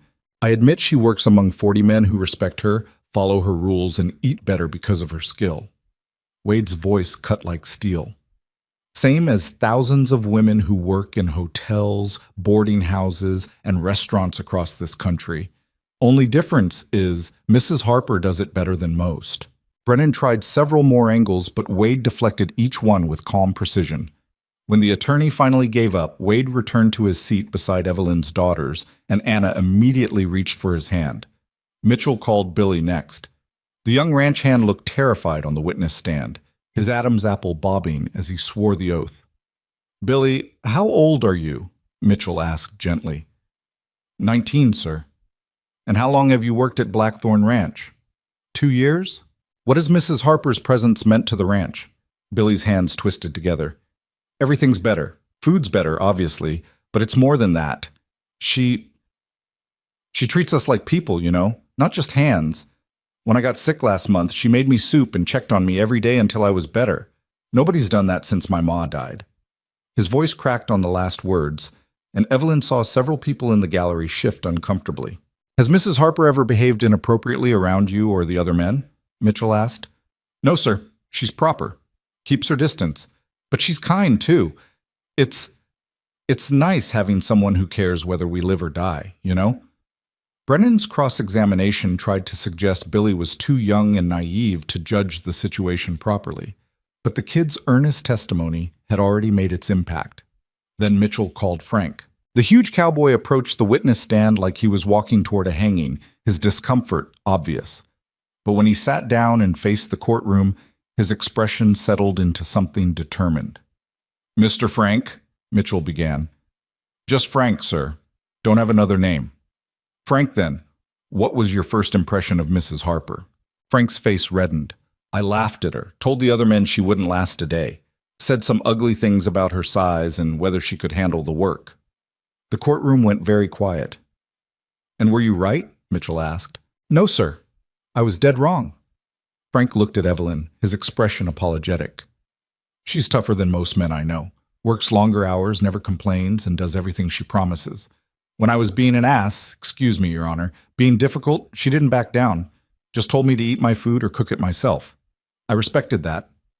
"Did your opinion change?" "Yes, sir. Now I trust her with my life. More importantly, I trust her with kids. She's raising those girls right, teaching them to work hard, stand up for themselves, treat people decent. That's more than most parents manage." Mitchell let that statement hang in the air. "Frank, you traveled 3 days to be here. Why?" "Because Mrs. Harper stood up for me when I didn't deserve it. Because she gave me back some dignity I'd lost. And because if this court takes those girls from her, it'll be the worst mistake these judges ever make." Frank's voice was rough with emotion. "She's the best person on that ranch, and we all know it. Even the men who won't admit it know it." Brennan stood for cross-examination, but his questions felt weak against Frank's raw honesty. By the time the cowboy left the stand, half the gallery looked like they were reconsidering their assumptions. The testimony continued. Mitchell called Tucker, who described Evelyn's competence and work ethic. Brennan called a town minister who'd noticed Evelyn's absence from services. Mitchell called another ranch hand who testified about how the girls helped in the kitchen without complaint. Each testimony built a competing narrative. Brennan painting Evelyn as unstable and reckless, Mitchell showing her as hardworking and devoted. Then Brennan made his mistake. The petitioner calls Catherine Harper to testify regarding her living conditions and mother's fitness. The courtroom went silent. Evelyn's heart stopped. Mitchell was on his feet immediately. "Your Honor, this is highly irregular. The child is only 12 years old. And old enough to understand her situation," Brennan interrupted. "If Mrs. Harper's living conditions are as suitable as she claims, surely her daughter can confirm that." Judge Calloway looked troubled. "Mr. Brennan, I generally don't permit testimony from minors in custody cases." "With respect, Your Honor, this isn't typical custody case. Mrs. Harper has made extraordinary claims about her employment situation. I have the right to verify those claims through the people most affected, her own children." Evelyn wanted to scream. Catherine would try to help, would say whatever she thought would protect her mother, but Brennan was too experienced at twisting words. Judge Calloway sighed. "I'll allow it. But keep it brief, Mr. Brennan." Catherine walked to the witness stand with her head high, but Evelyn could see her daughter's hands shaking. She looked so small in the chair, so young and vulnerable. Brennan approached with false kindness. "Catherine, you understand you need to tell the truth today?" "Yes, sir." "Good. Now tell me about where you live at Blackthorn Ranch." "We have a cabin, 2 rooms. It's warm and clean. Just 2 rooms for 5 people? It's bigger than the room above the laundry we had before." Brennan's smile tightened. "And these 40 men your mother works with, do they frighten you?" Catherine's jaw set. "No, sir." "Never? You're never scared living among so many strange men?" "They're not strange. We know them." Catherine's voice grew stronger. "They're workers, good people. They treat Mama with respect and leave us alone." "But surely having men around constantly must be uncomfortable." "What's uncomfortable," Catherine interrupted, her voice sharp, "is people like you trying to take us away from our mother because she worked hard to keep us together." The courtroom erupted. Judge Calloway's gavel came down hard. "Order!" He looked at Catherine sternly. "Young lady, you will not speak disrespectfully to counsel." "I'm sorry, Your Honor." Catherine didn't look sorry. "But my mama left everything to give us a home. She works harder than anyone I know. She feeds 40 men every day and still makes time to help me with my reading and tuck Anna in at night. And this man," she gestured at Brennan, is trying to make it sound like she's doing something wrong. Brennan's face had gone red. Your Honor, Catherine, Judge Calloway's voice was gentler now. I understand you're defending your mother, but I need you to answer the questions honestly. Can you do that? I am being honest. Catherine's eyes filled with tears, but her voice stayed steady. Mama isn't perfect. Sometimes she's tired and short-tempered. Sometimes she cries when she thinks we can't hear. But she loves us more than anything, and she's doing the best she can with what she has. That should count for something. The silence in the courtroom was complete. Brennan tried to recover, asked a few more questions, but Catherine had stolen his momentum.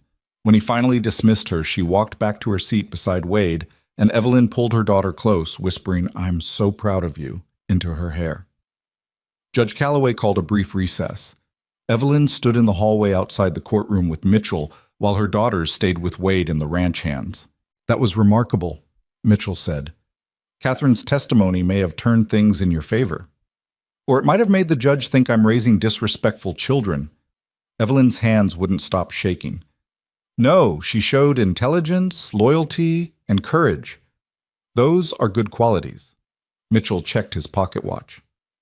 We're almost done. Closing arguments, then the judge deliberates. How long does deliberation usually take? Could be hours, could be days. Mitchell met her eyes. You should prepare yourself for either outcome, Mrs. Harper. When they reconvened, Brennan delivered his closing argument with practiced polish. He summarized Evelyn's instability, her questionable judgment, her inadequate provisions. He painted Victor as a stable alternative who could give the girls everything their mother couldn't. Then Mitchell stood. Your Honor, this case comes down to a simple question. What's best for these children? Mr. Brennan would have you believe that money and social standing are what matter most. I submit that love, dedication, and sacrifice matter more. Mitchell walked to where Evelyn sat. Mrs. Harper isn't wealthy. She doesn't have social status. What she has is 4 daughters she loves desperately and will fight for with everything she possesses. When this court gave her 30 days to find employment and housing, she didn't give up. She traveled 200 miles, took a demanding job, and created a home for her family. She did exactly what you asked, Your Honor, and now Mr. Brennan wants to punish her for succeeding. He turned to face the gallery. These 15 men traveled 3 days to testify on her behalf. Her employer came personally. They did this because they've seen her character firsthand and know she's worthy of keeping her children. They know what Mr. Harper apparently doesn't, that being a good parent isn't about money. It's about showing up every day, working hard, and putting your children first. Mrs. Harper does that. She's earned the right to keep her family. Mitchell sat down, and Judge Calloway surveyed the courtroom one final time. This court will recess for deliberation, he said. All parties will remain available for the verdict. His gavel came down, and suddenly it was over. All the testimony, all the arguments, all the fighting, reduced to waiting for one man's decision. Evelyn stood on shaking legs and found herself surrounded immediately. Wade's solid presence on one side, Frank's bulk on the other, Mitchell gathering his papers, her daughters pressing close. You did good, Mama, Margaret whispered. Evelyn hoped that was true, because if it wasn't, she didn't know what she would do. The waiting was torture. An hour passed, then 2. Evelyn and her daughters sat in the hallway while the ranch hands paced or stood sentinel. Victor Harper remained inside the courtroom with his attorney, visible through the door glass, looking confident and unbothered. Wade brought coffee. Tucker brought food no one could eat. Frank sat on the floor near Anna, letting the little girl show him her doll and pretending to be interested. 3 hours into the wait, the bailiff emerged. Judge is ready. Evelyn's heart lurched. This was it. Everything she'd fought for, everything she'd sacrificed, coming down to the next few minutes. They filed back into the courtroom. Judge Calloway sat at his bench, his expression unreadable. He looked at Evelyn, then at Victor, then down at the papers before him. I've considered all testimony and evidence presented today, he began. This has not been an easy decision. Evelyn couldn't breathe. Mr. Harper makes valid points about stability and resources. Mrs. Harper's situation is unconventional and carries inherent risks. No. No, no, no. However, Judge Calloway looked up. I've also observed Mrs. Harper's determination to meet this court's requirements despite considerable obstacles. She obtained employment. She secured housing. She demonstrated that she can provide for her children financially. The judge paused, and Evelyn felt suspended in that silence. More importantly, I've seen evidence of a mother who loves her children and children who love their mother.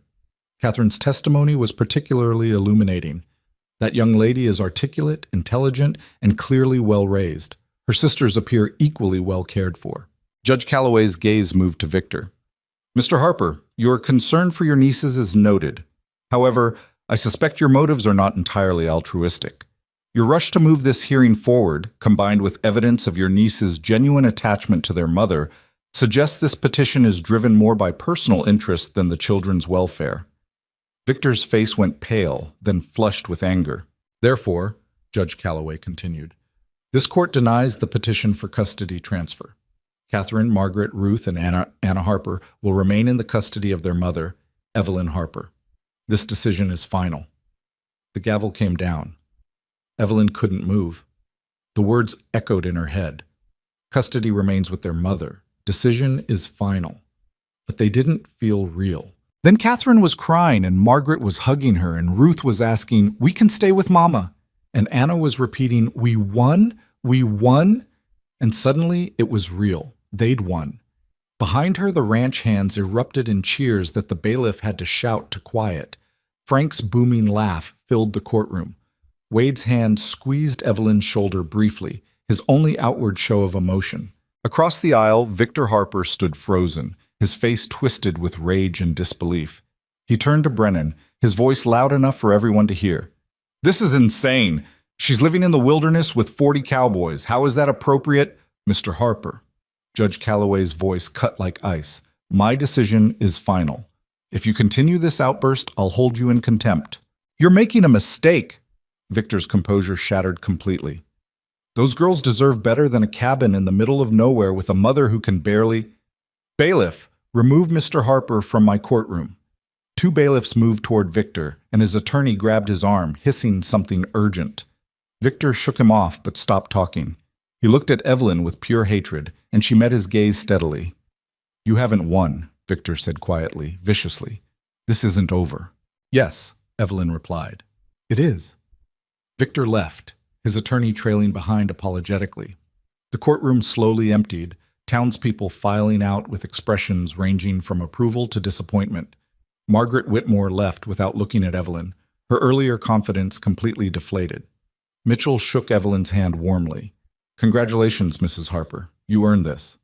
Thank you for everything." "Thank Wade. He's the one who asked me to help." Mitchell gathered his papers. "Good luck out there in Silver Point. Something tells me you'll do just fine." When the courtroom finally cleared, Evelyn stood alone for a moment with her daughters, letting the reality sink in. They were hers. Officially, legally, permanently hers. No one could take them now. Catherine looked up at her mother. "Can we go home now?" "Home." Evelyn thought about the cabin at Blackthorn Ranch, the kitchen she'd claimed as her own, the rough men who'd become unexpected allies. "Yes," she said, "we can go home." They left Harlan County the next morning before most of the town woke up. Evelyn had no interest in prolonged goodbyes or watching people who'd judged her so harshly suddenly pretend they'd supported her all along. The wagons rolled out in the pre-dawn darkness, carrying Evelyn and her daughters, and 15 cowboys who'd proven that loyalty sometimes came from the most unexpected places. The journey back to Blackthorn Ranch felt different from the anxious trip east. The same rough roads, the same cold nights camping under inadequate shelter. But now Evelyn could breathe without the constant weight of impending loss crushing her chest. Her daughters laughed more, slept better. Even Catherine's careful watchfulness eased into something closer to the childhood she deserved. On the second night, camped beside a frozen creek with stars scattered across the sky like thrown diamonds, Frank approached Evelyn where she sat trying to keep warm by the fire. "Been meaning to say something, ma'am." He shifted his weight, uncomfortable with whatever he needed to express. "Back in that courtroom, when your daughter stood up to that lawyer, reminded me why I left Missouri in the first place." Evelyn waited, sensing Frank needed to work through this at his own pace. "Had a sister," Frank continued, his voice rough. "Sweet kid. Our pa died, and our ma couldn't manage alone. Her brother, my uncle, petitioned for custody, said ma was unfit. He won. Frank stared into the fire. My sister cried for weeks, but nobody cared. Uncle just wanted the land Pa left us. Worked my sister like a servant until she was old enough to run away. Never saw her again. I'm sorry, Frank. Point is, judges usually side with the man who's got money and standing. Seeing you win, seeing that judge actually care about what was right instead of what looked proper, that meant something. Frank met her eyes. Your girls are lucky. Hope they know it. I think they do, Evelyn said quietly. And I'm lucky too. Lucky you and the others were willing to fight for us. Frank nodded and returned to the other fire where the ranch hands gathered. Evelyn watched him go, understanding that she'd misjudged these men as badly as they'd initially misjudged her. She'd expected roughness and found humanity. They'd expected weakness and found strength. Everyone had been wrong in ways that turned out to matter. Wade appeared from checking on the horses. He settled onto the ground near Evelyn's fire, not close enough to be improper, but near enough to talk quietly. Tucker says we should reach the ranch by tomorrow evening if the weather holds, he said. Good. Evelyn pulled her coat tighter against the cold.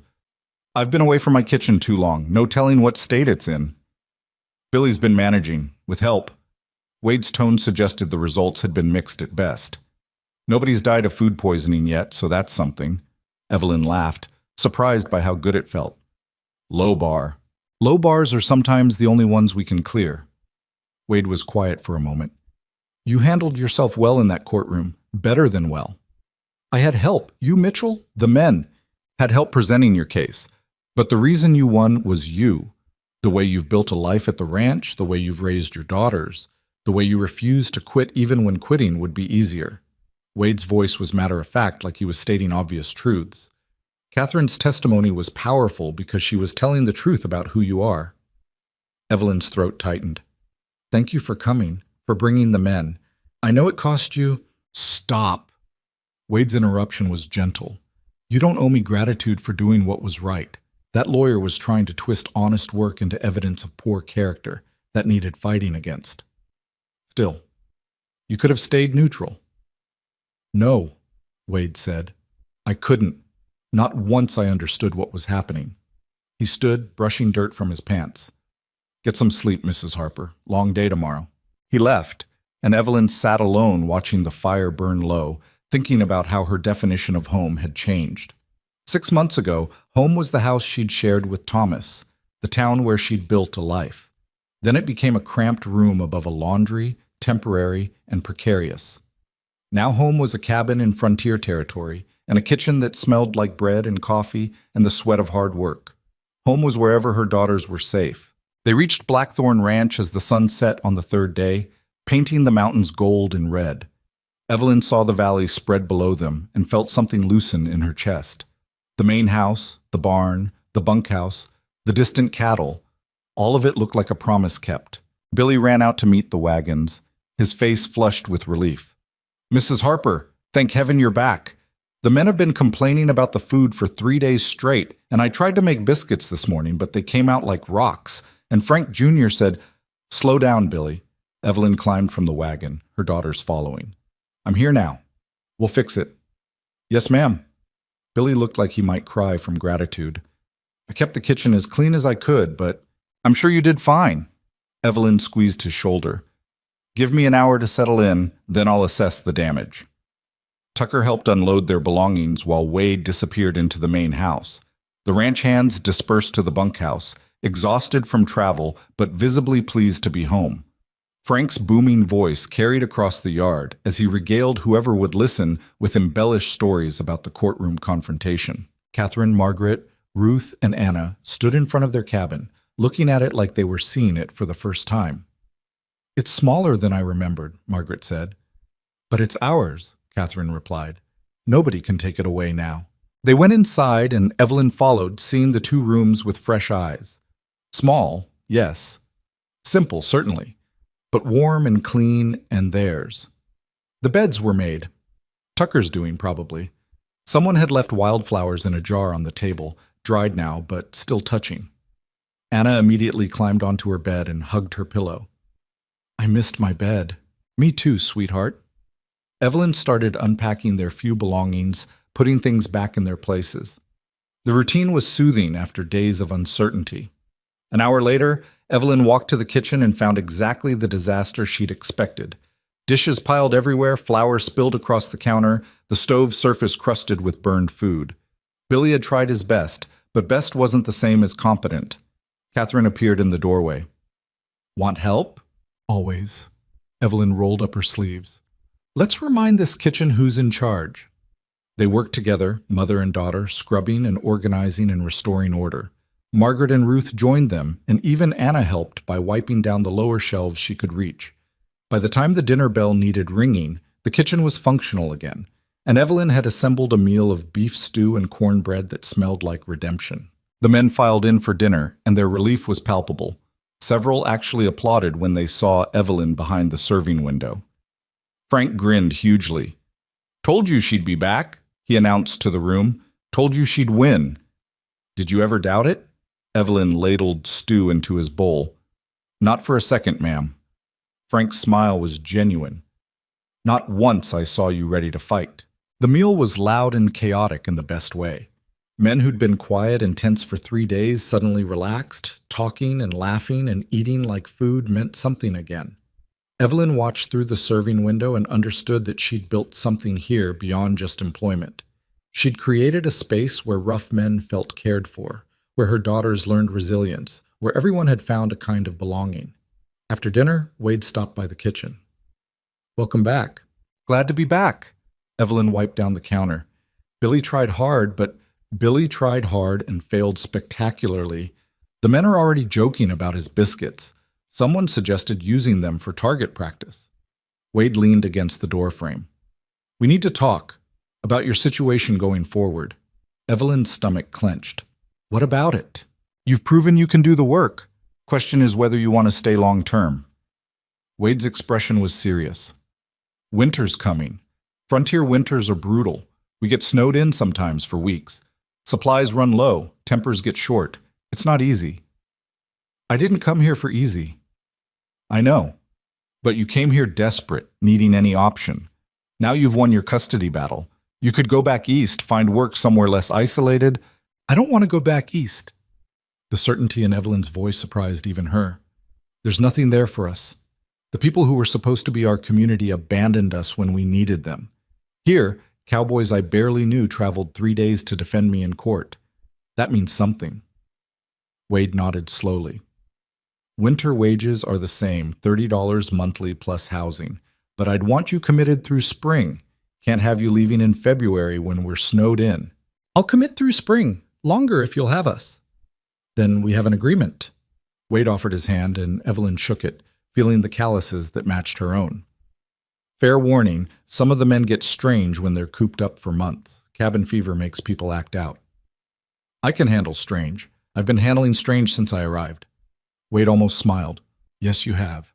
He left, and Evelyn finished cleaning the kitchen, thinking about commitments and winters and the strange turns life took. 6 months ago, she'd stood in a courtroom being told she had 30 days to save her family. Now she was planning to spend winter in frontier territory, cooking for 40 men and raising her daughters in a place that didn't match any definition of proper that Harlan County would recognize. And she was happy about it. The weeks that followed settled into a rhythm that felt sustainable. Evelyn cooked, her daughters helped. The ranch operated around them with the efficiency of a well-oiled machine. The men who'd testified in court treated her with a respect that went beyond politeness into something closer to reverence. Even the ones who'd been skeptical initially had softened. Catherine thrived with the responsibility of being Evelyn's right hand in the kitchen.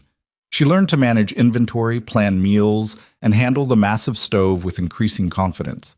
Margaret discovered a talent for baking that resulted in increasingly edible bread. Ruth took over the organization of the pantry with an attention to detail that bordered on obsessive, and Anna charmed everyone by learning the names of all 40 ranch hands and greeting them cheerfully at every meal. Wade's children, a boy named James, who was 14, and a girl named Sarah, who was 10, started spending time around the cabin. At first, it was awkward. Wade's kids had been raised on the ranch, comfortable with isolation and hard work, but unused to having other children around. Evelyn's daughters were still adjusting to frontier life, still sometimes homesick for things they'd lost. But slowly, carefully, they found common ground. James taught Catherine how to ride. Sarah showed Margaret where the best wildflowers grew. Ruth and Anna followed the older girls around like devoted shadows, absorbing everything. Evelyn watched these tentative friendships form and felt something shift. This wasn't just survival anymore. This was life being built from nothing. Winter arrived with a vengeance in late November. Snow fell for 3 days straight, covering the valley in white that transformed everything.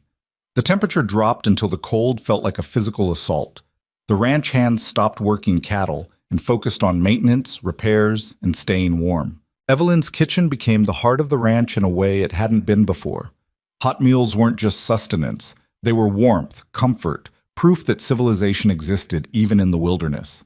She made stews that simmered for hours, baked bread until the smell filled every building, kept coffee hot and available around the clock.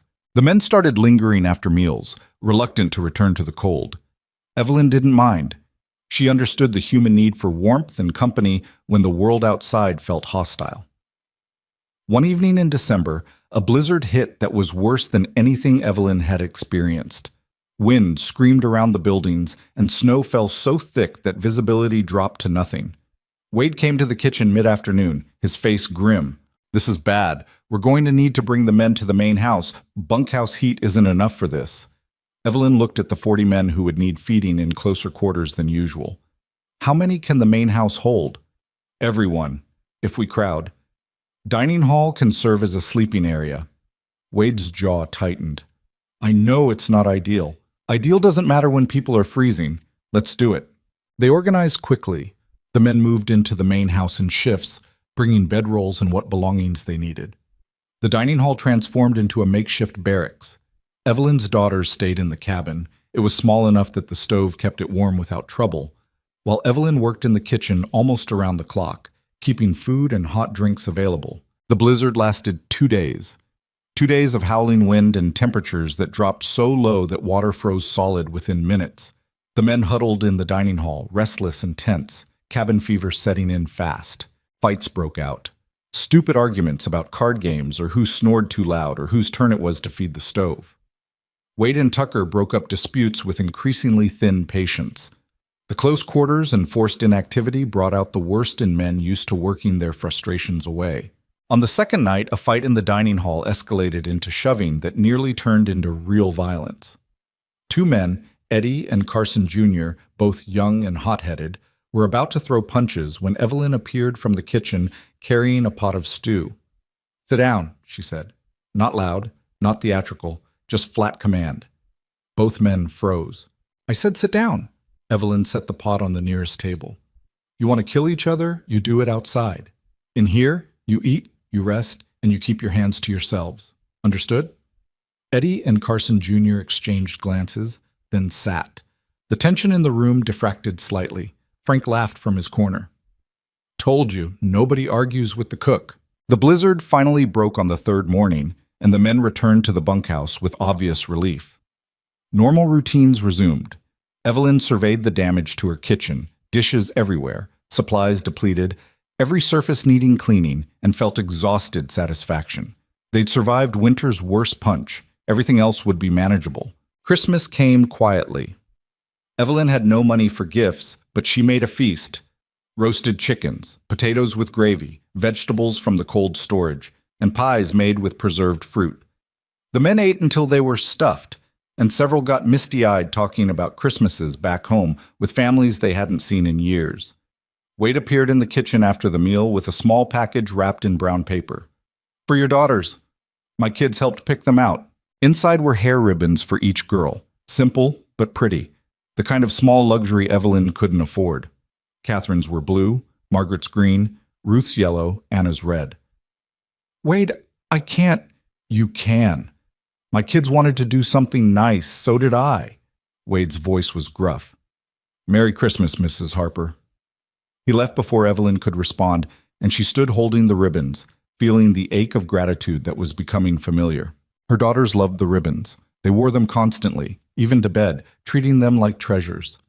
Evelyn watched Anna tie and retie her red ribbon, practicing until she could do it herself, and felt the weight of how much these small kindnesses meant when you'd spent so long receiving none. January arrived with more snow and cold that seemed eternal.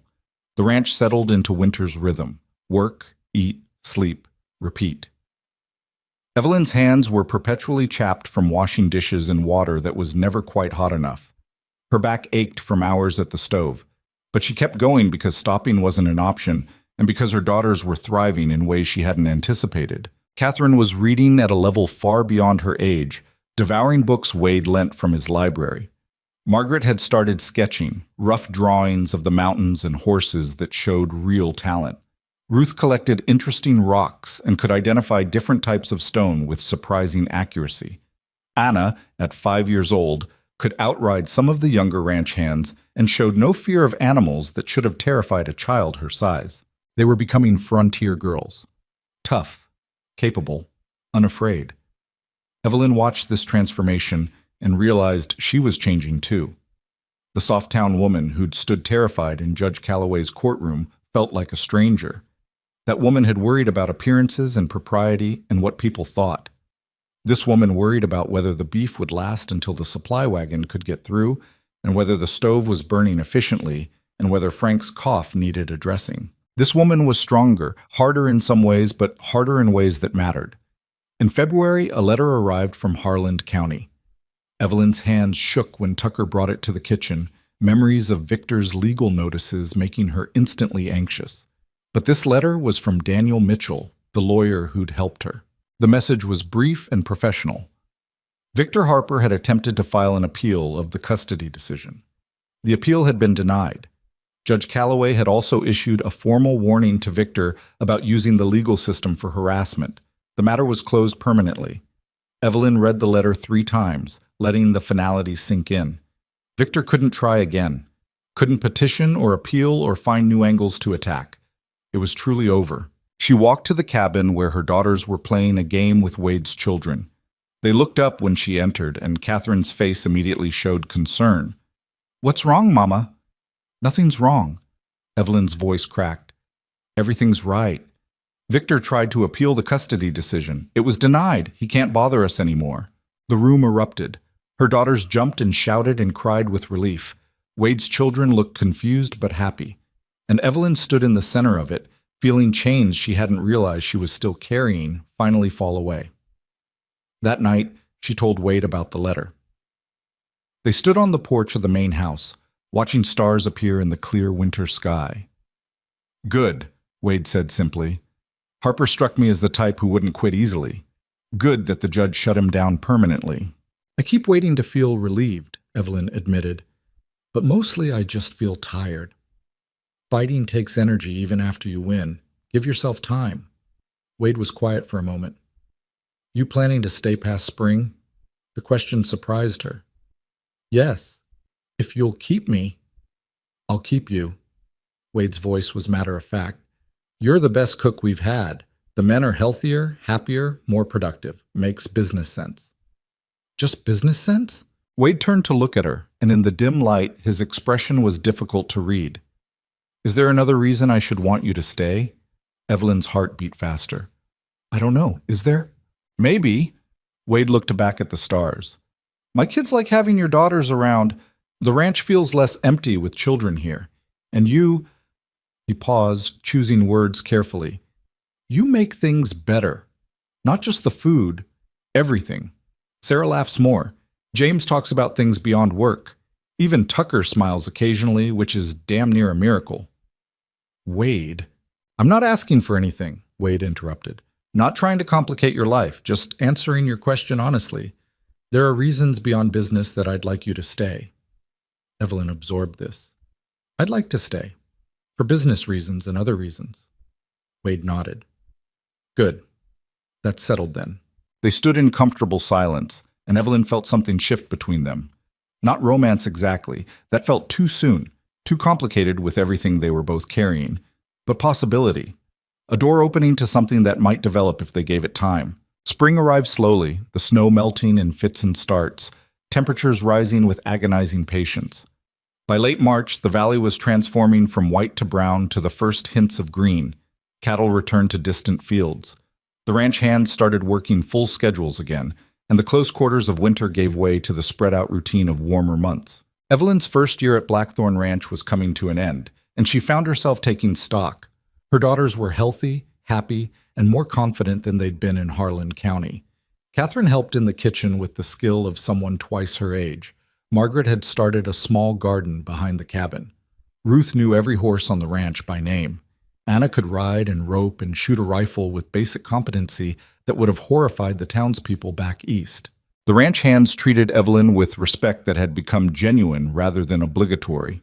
Frank still asked for seconds at every meal. Billy still looked at her like she'd hung the moon. Even the men who'd been skeptical initially had come around, won over by consistent competence and refusal to quit. And Wade had become something Evelyn hadn't expected.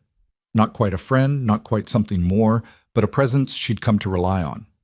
He asked her opinion about ranch operations, included her in decisions about supply orders and menu planning, treated her like a partner rather than an employee. His children and her daughters had become inseparable.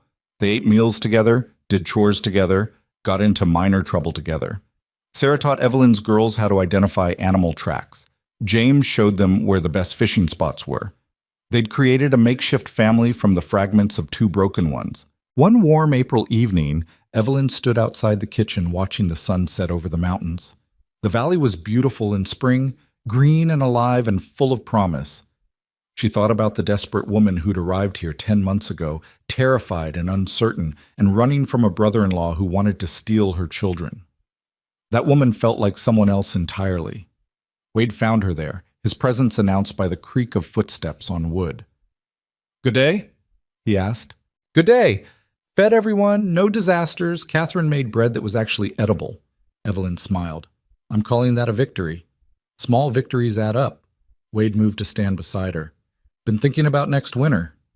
"Already? We just finished this one." "Planning ahead is how we survive." Wade's voice was serious. "The blizzard in December showed we need better systems. I want to expand the kitchen, add more storage, maybe build a covered walkway between the main house and dining hall so we're not fighting through snow to get to meals." "That would help." Evelyn considered the logistics. "Would cost money, though." "Ranch had a good year. We can afford improvements." Wade paused. "Also been thinking about housing." Evelyn tensed. "Is the cabin inadequate?" "No, but it's small. Your daughters are growing. They need more space." Wade's jaw tightened like he was working up to something difficult. "The main house has empty rooms on the second floor. 6 of them, actually. Sarah and James each have one, but the rest sit unused. Seems wasteful when your girls are crowded." "You're offering us rooms in the main house?" "Offering you and your daughters better housing, yes. Still separate quarters, still private, but more space, better heat, closer to the kitchen." Wade wouldn't meet her eyes. "Would make practical sense, especially in winter." Evelyn understood what he was carefully not saying. Moving into the main house would change things, would signal something to the ranch hands and to Wade's children, and to her own daughters. It would blur the line between employer and something else. "That's a generous offer," she said slowly. "It's a practical offer. Your current cabin could house supply storage or visiting hands. Better use of space." Wade's voice remained matter-of-fact, but Evelyn heard the tension underneath. "Can I think about it?" "Of course. No pressure." Wade finally looked at her. "Just wanted you to know the option exists." He left, and Evelyn stood alone, thinking about empty rooms and practical arrangements and the strange shape her life had taken. She'd come to Blackthorn Ranch desperate for survival. Now she was being offered belonging. That night she talked to Catherine. Her oldest daughter had earned the right to be part of these decisions.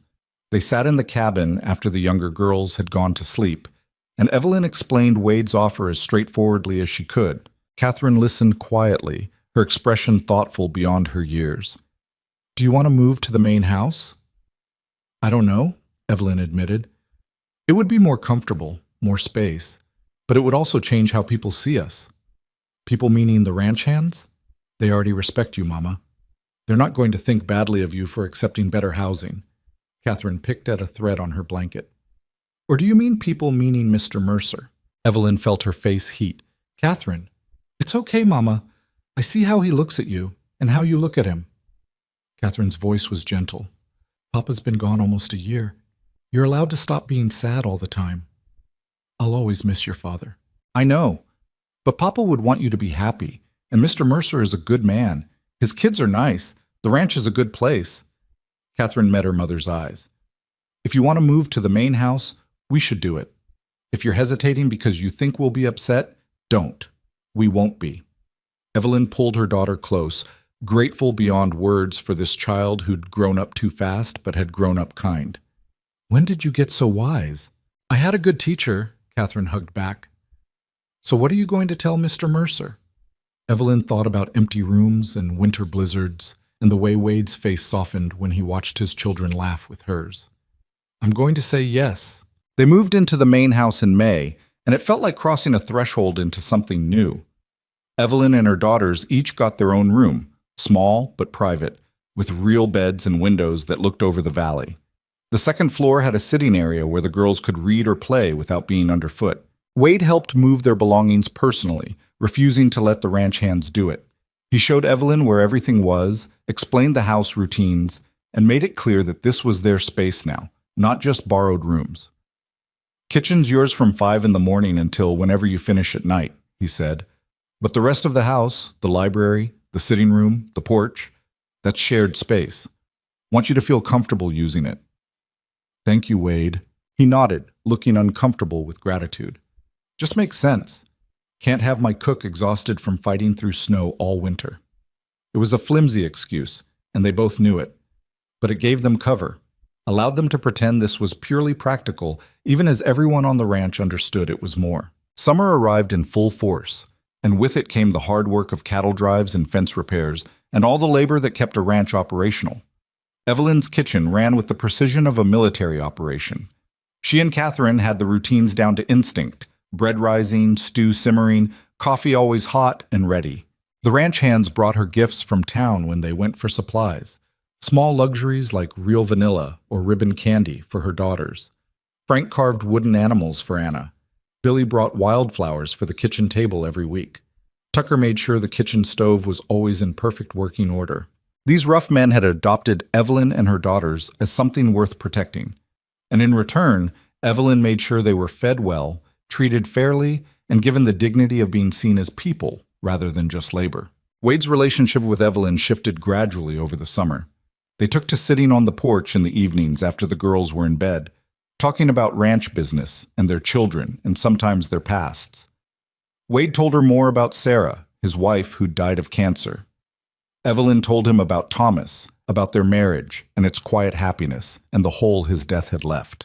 They didn't rush into anything, neither was ready for that, and both carried enough past pain to make them cautious. But the friendship deepened into something that felt like partnership, like two people who'd survived storms learning to trust that calm might last.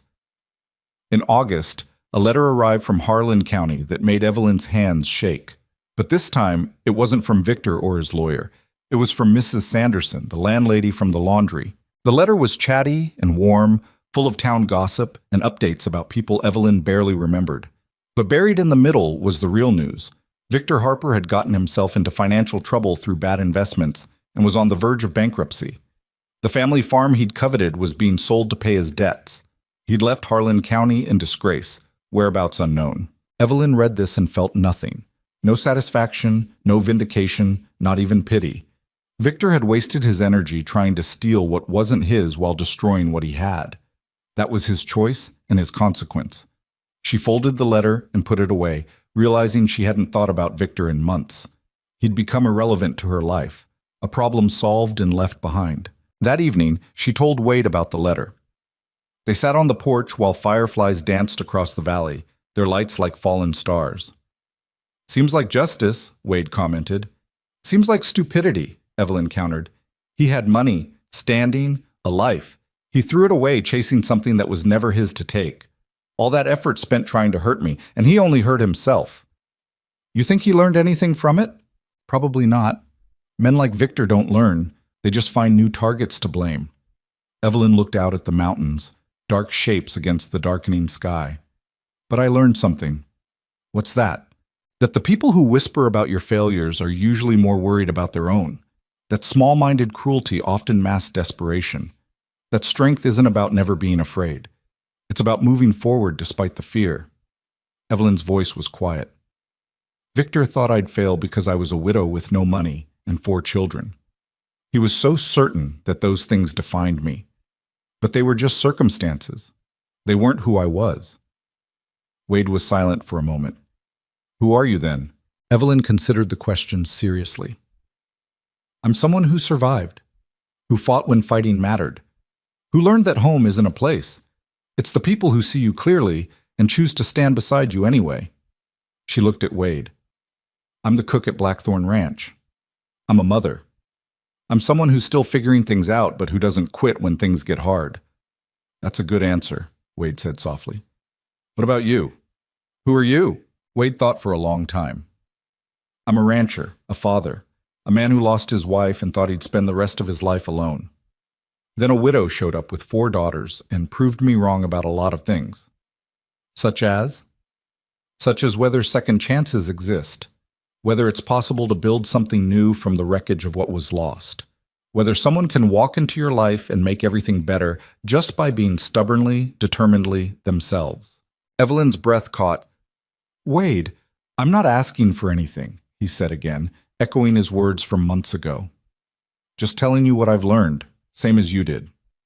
They sat in silence that felt charged with possibility.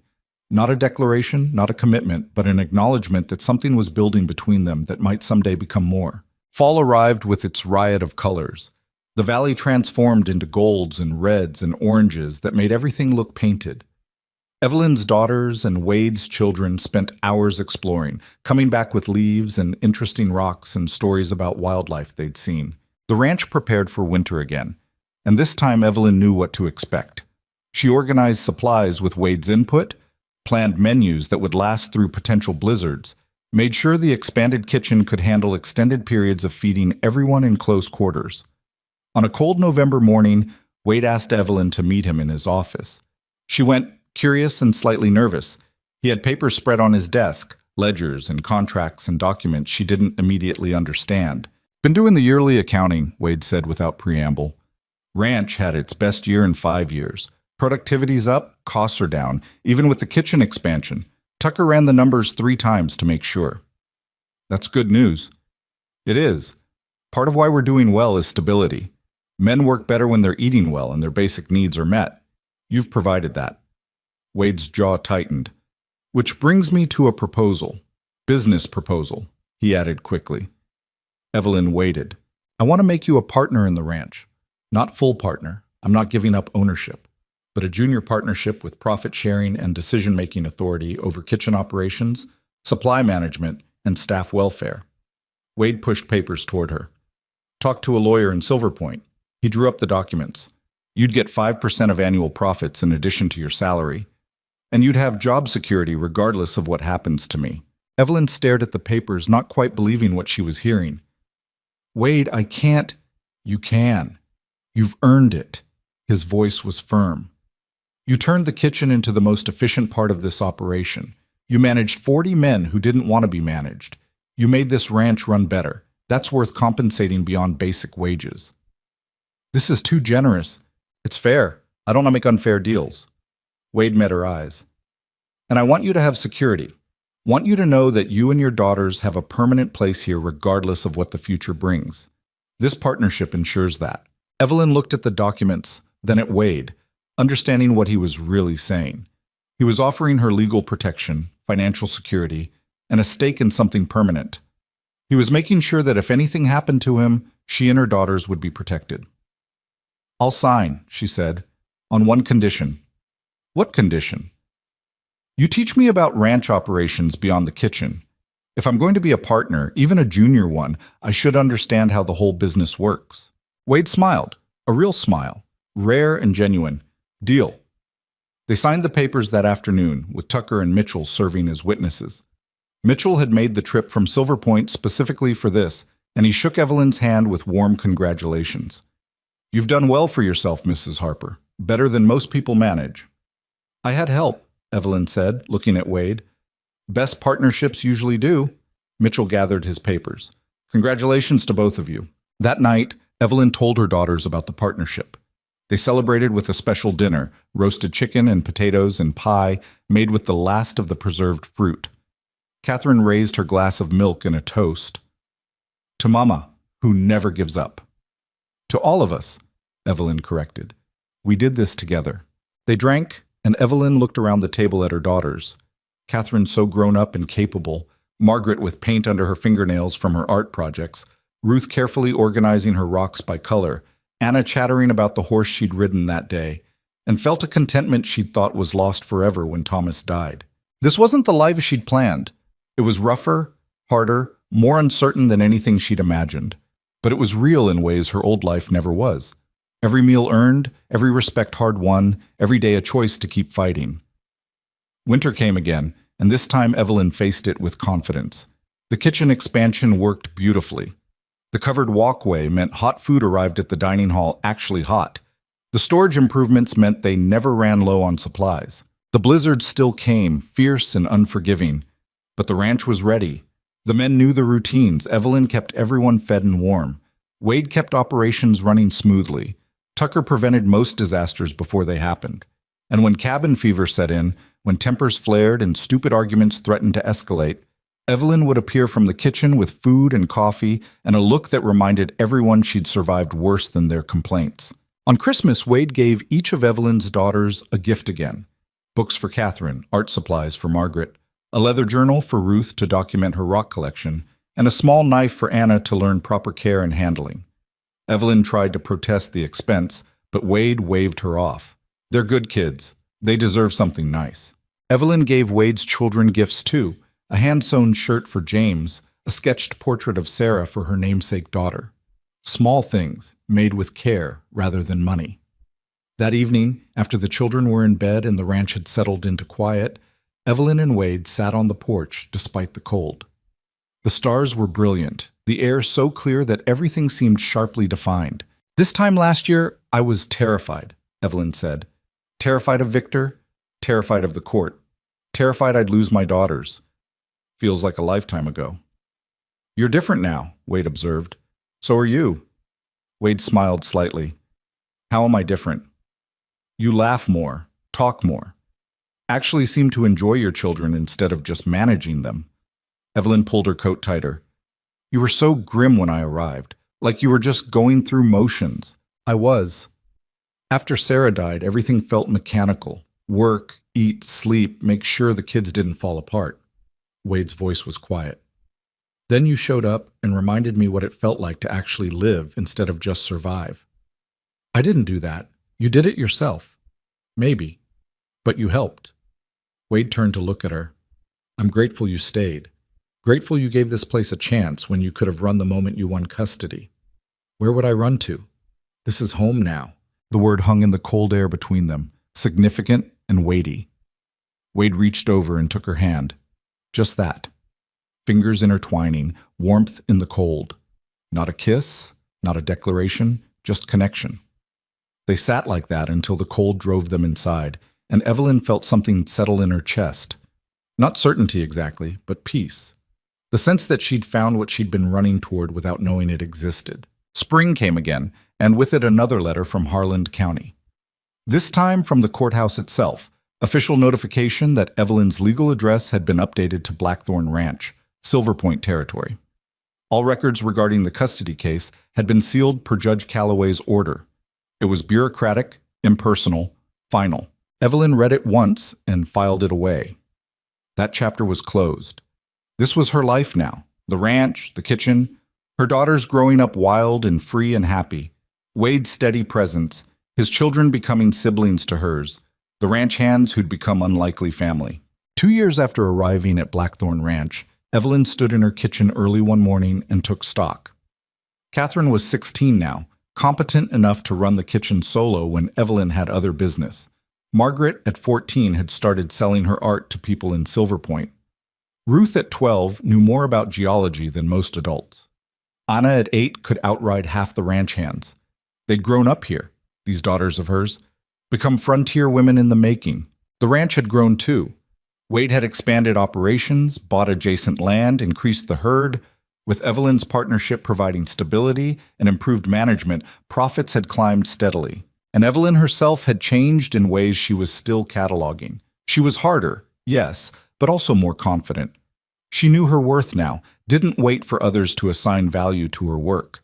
She'd learned that respect was earned through consistency and competence, that dignity came from refusing to accept less than you deserved. She'd also learned that love came in unexpected forms.